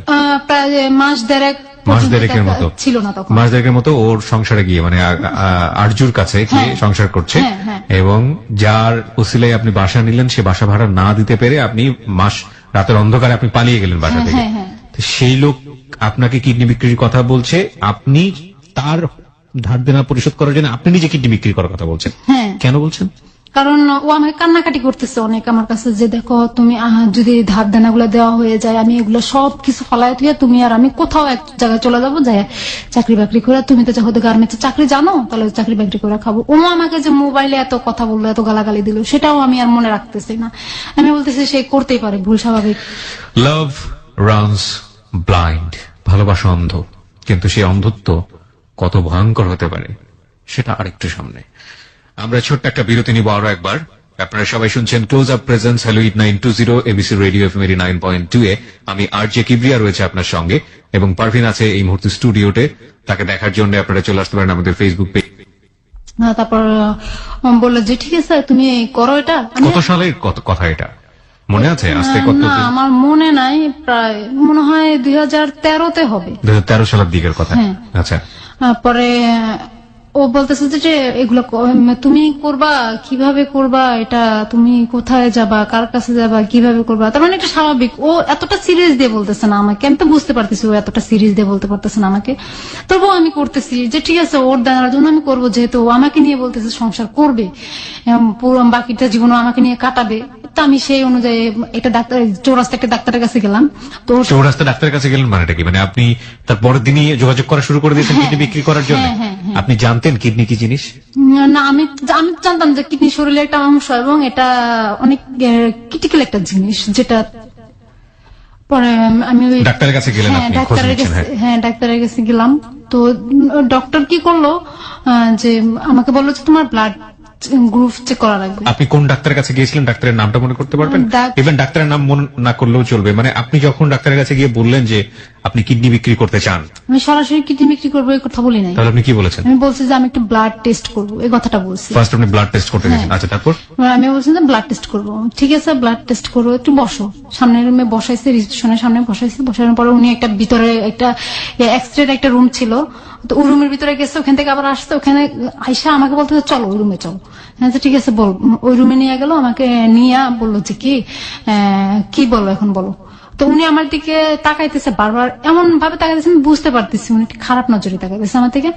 পরে আমি বলতেছি আমি একটা কথা বলবো আপনার সাথে। কি কথা? আমি দেখেন আমার তো একটু সমস্যা। মিথ্যা কথা বললাম যে আমার বাবার তো ক্যান্সার হয়েছে, তো আমার চিকিৎসার জন্য টাকা লাগবে, অনেক টাকা লাগবে, তো আমি একটা কিডনি বিক্রি করবো। এই কথাটা তুমি এখানে বলছো, আর কোথাও বলো না, পুলিশ পেলে তোমার ধরে নিয়ে যাবে। আমি দেখেন আমার কিচ্ছু করার নাই আর। বলে যে তাহলে তুমি এটা ছাড়া আর কোনো কাজ, আমি আর কোনো কাজ আমার দ্বারা সম্ভব না, আমি এটাই করবো। ঠিক আছে, তোমার তো ব্লাড টেস্ট করা লাগবে। আচ্ছা ঠিক আছে, ব্লাড টেস্ট করেন। তো উনি ব্লাড টেস্ট করছে, কোনো টাকা নেয় নাই। বিনিময়ে উনি আমার সাথে ফিজিক্যালি রিলেশনটা করতে চাইছিল। মানে এভাবে আপনাকে ডিরেক্টলি অফার করেছে? হ্যাঁ, ডিরেক্টলি অফার করেছে। পরে ডক্টর ডিরেক্টলি অফার করে যে ওনার সাথে আমি ফিজিক্যালি রিলেশন করার জন্য। আমি অসম্ভব, এটা আমার দ্বারা সম্ভব নয়। তাহলে তুমি কিভাবে কি করবো? আমি কিডনি বিক্রি করবো, তার জন্য কি আমি কি ফিজিক্যালি রিলেশন করবো নাকি? তো সেটা করলে আমি তো ফিজিক্যালি করার জন্য কত মানুষ করে থাকে টাকার বিনিময়ে, সেটাই করি আমি, তো সেটাই করতাম। তাহলে আমি কেন এখানে আপনার সাথে এটা করবো? পরে বলে যে আচ্ছা ঠিক আছে, তুমি ব্লাডটা টেস্ট করো। তো ব্লাড টেস্ট করে উনি আমার টাকা নেয় ব্লাড টেস্ট করার সময়। তো আমি ওটা কি করছি, ব্লাড টেস্ট করা বিকালে তুমি রিপোর্টটা নিয়ে যাবো। পরে আমি চলে আসছি, বাসায় চলে আসার পরে আরিফের সাথে আমার কথা হলো, আমি বললাম যে আমি ব্লাড টেস্ট করাইছি। তো ঠিক আছে, ভালো করছে, ব্লাড টেস্ট করা হয়েছে, এখন তাহলে কি করবা? আমি দেখি কি করবো। তো আমি, আমার হাতে টাকা ছিল না, আমি বললাম আমার হাতে তো টাকা নাই, তাহলে এখন আমি কি করবো? যে তুমি ইয়েতে যাও, ওই যে সরদি হসপিটালে যাও। আমি ওখানে কি করতে যাবো? আমি ওখানে কিডনি হসপিটালে যাও। আমি ওখানে যে তো বিজ্ঞাপন দিতে হবে। আমি আমার দ্বারা সম্ভব না, আমি বিজ্ঞাপন কিভাবে দেবো? মানে এটা আপনাকে আরিফ বলে দিচ্ছে এবং আপনাকে যা বলছে আপনি সেই কাজগুলোই করছেন? হ্যাঁ, সেগুলাই করতেছি। কেন করছেন? কারণ তাকে আমি অনেক ভালোবাসি, তার ঋণের জন্য। তার ঋণ শোধ করে দিবেন এবং তার সাথে একটা সংসারের স্বপ্ন। হ্যাঁ, সে ঋণ মানে ঋণ শোধ করলে সে তার ওয়াইফকে ডিভোর্স দিয়ে দিবে এবং তারপরে সে আপনার কাছে চলে আসবে। আমার কাছে চলে আসবে। এটা আপনি বিলিভ করেছেন? হ্যাঁ, সেটা আমি বিলিভ করেছি। পরে আমি কি করলাম, সরারদি হসপিটাল আসলাম। আমার পরে একটা লোকের সাথে আমার কথা হলো। তো ওই বৃদ্ধ লোকটা ছিল, উনি ভালোই ছিলেন। উনি আমার এই কথাটা বলার পরে উনি আমার বললেন যে কি বললেন আপনি? ডিটেইল জানতে চাই। আমি বলতেছিলাম যে আচ্ছা আঙ্কেল, এখানে কিডনি কি বিক্রি করার কথা হয় কোথায়, আর কিনে কোন জায়গা থেকে? তুমি কি করবা? আমি তো কিডনি বিক্রি করবো। কার? আমি কই আমার।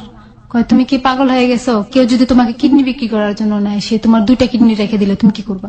আমার ভিতরে ওই ভয়টাও তখন নাই। আমি বলছি দেখেন আঙ্কেল, আমার খুব বেশি দরকার। কি দরকার? আমি আমার বাবাকে ইয়াতে ক্যান্সার হয়েছে, তো এখন আমি ওটা চিকিৎসা করা লাগবে। মিথ্যা কথা বললাম। পরে কয়েক যে শুনো, এটা এখানে বলছো, আর কোথাও বলো না, তুমি সোজা বাসায় চলে যাও, যেখান থেকে আসছো ওখানে চলে যাও। পরে উনি আমার 50 টাকা দিল। তো আমি আবার গাজীপুর চলে গেলাম। গাজীপুর চলে যায়, ওখান থেকে আবার এগুলো নিয়ে ট্রাই করতেছি। পরে হচ্ছে না দেখে আমি ওই যে বললাম যে বাসা ছেড়ে চলে আসছি। এগুলো হচ্ছে মাঝখানের কথা। পরে বাসা ছেড়ে আমি চলে আসছি। আসার পরে মামাদের বাসায় রয়েছি, ছোট মামার বাসায় রয়েছি। তো ছোট মামা বললো যে এখানে যে আসো, ওগুলো যে বাসাটা ছাইড়া দিয়ে যায়, বাসা ভাড়া ছাইড়া দিয়ে, এখন তো তুই তো আর ওইদিকে যেতে পারবি না। আমি ওদিকে আর কি করতে যাবো, আমার কাজ কি ওখানে আর? পরে আম্মা বলে কে তোর আরিফ কই? মামা আমার ইনসাল্ট করে বলে যে তো আরিফ কই, আরিফ কোথায় গেছে এখন? আমি কই না, ও তো বাড়িতে গেছে। ও এর মধ্যে আবার সবাই জানা গেছে ওর যে একটা বউ আছে। আমি আবার সবাই বলে দিছি, বলেও দিয়েছেন সবাই বলে দিছি ওর যে একটা বউ আছে। আর এই যে আপনার আগের হাজবেন্ড, সে আপনার সঙ্গে একেবারে যোগাযোগ করে না, এই সময়ের মধ্যে হয়নি। কোথায় আছে বা কি আসে বিষয়, আমি বাইসে আছে কিনা বা ও বাইসে আছে কিনা, এটা কিচ্ছুই জানি না। আমার মা বলেছে ঠিক আছে তো বাড়িতে চলে যাও তুমি। আমি বাড়িতে চলে গেছি।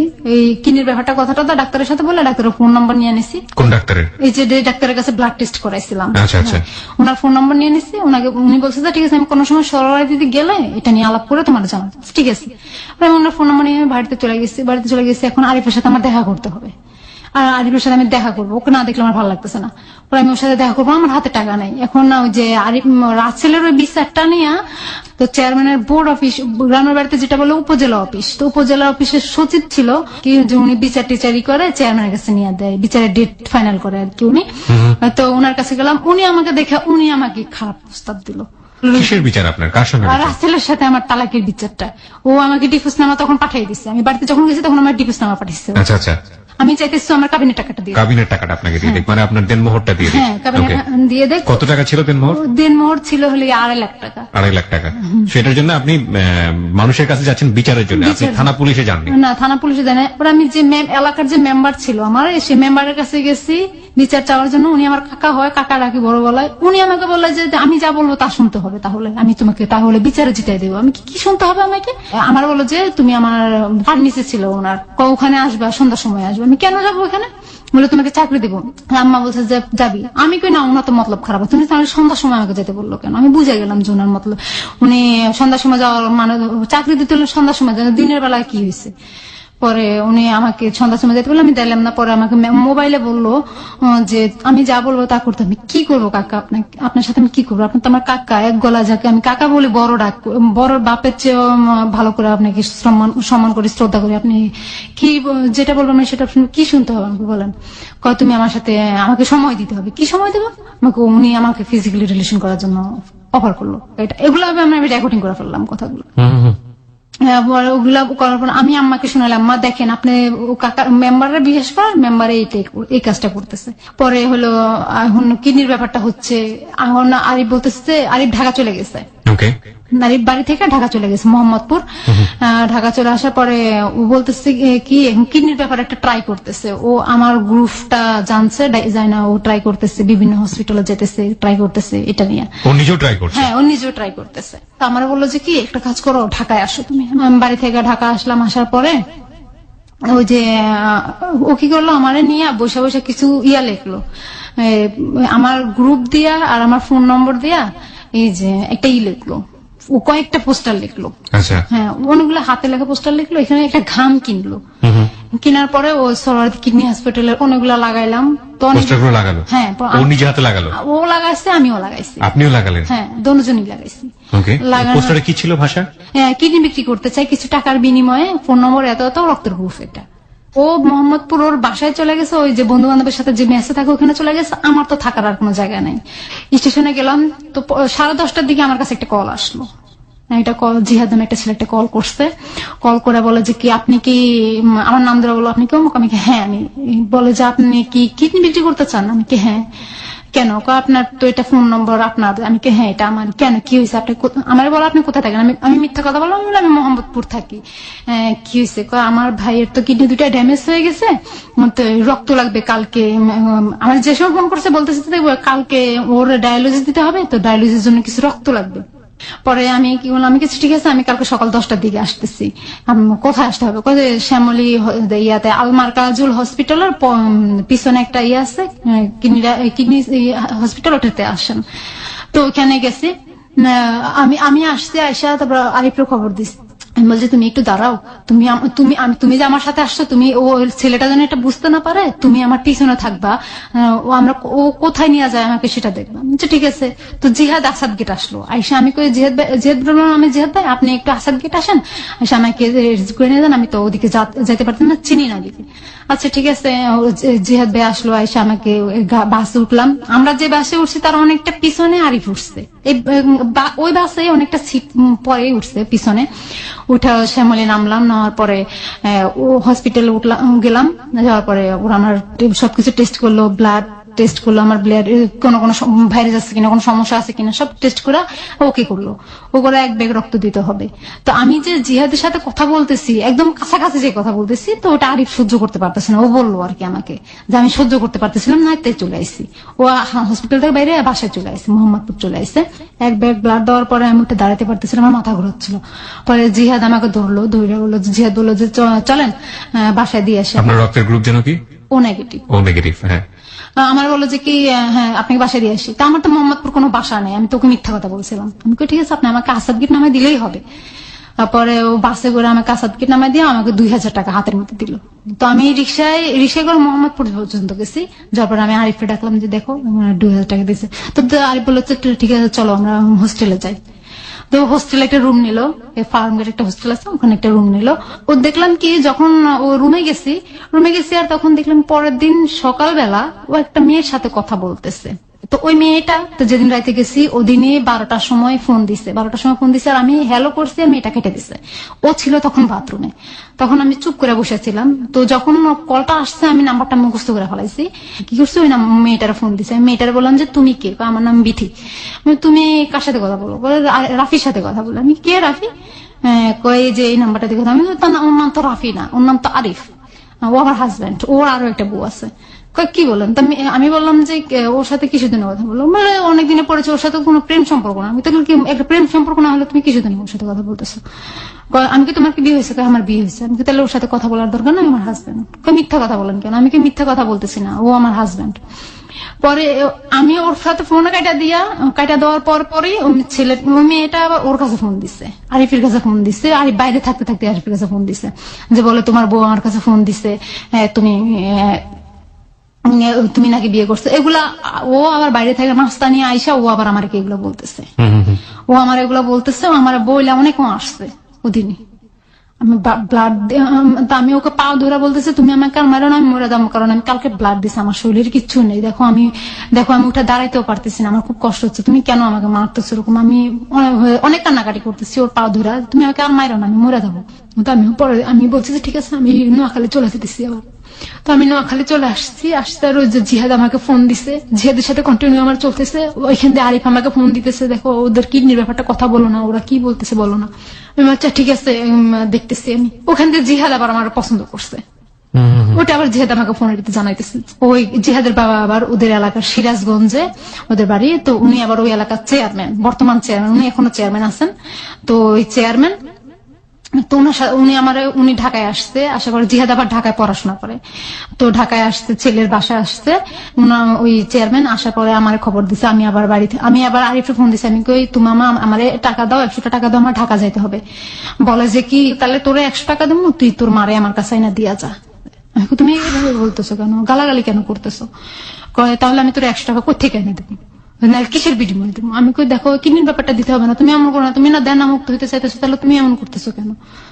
কয় আমার কাছে টাকা নাই। অনেক কান্নাকাটি করছো, টাকা দেয় না। পর আমি আমার কাছ থেকে টাকা নিয়ে অনেক কাকুতি মিনতি করে আমি আমার কাছ থেকে টাকা নিয়েছি, নিয়ে আমি ইয়াতে ঢাকা আসছি। আইসা ওই চেয়ারম্যানের সাথে দেখা করছে। চেয়ারম্যান বলতেছে যে কি কিডনি আমরা নেবো, তো একটা কাজ করো, তো আমার বাড়িতে যায় কদিন থাকতে হবে তুমি। আচ্ছা ঠিক আছে। তো ওই অবস্থায় আমি কোনো কাপড় চোপড় আনি নাই, আমার গায়ে যেটা ছিল ওইটাই, আর আমি বোরকা পরে আসছিলাম।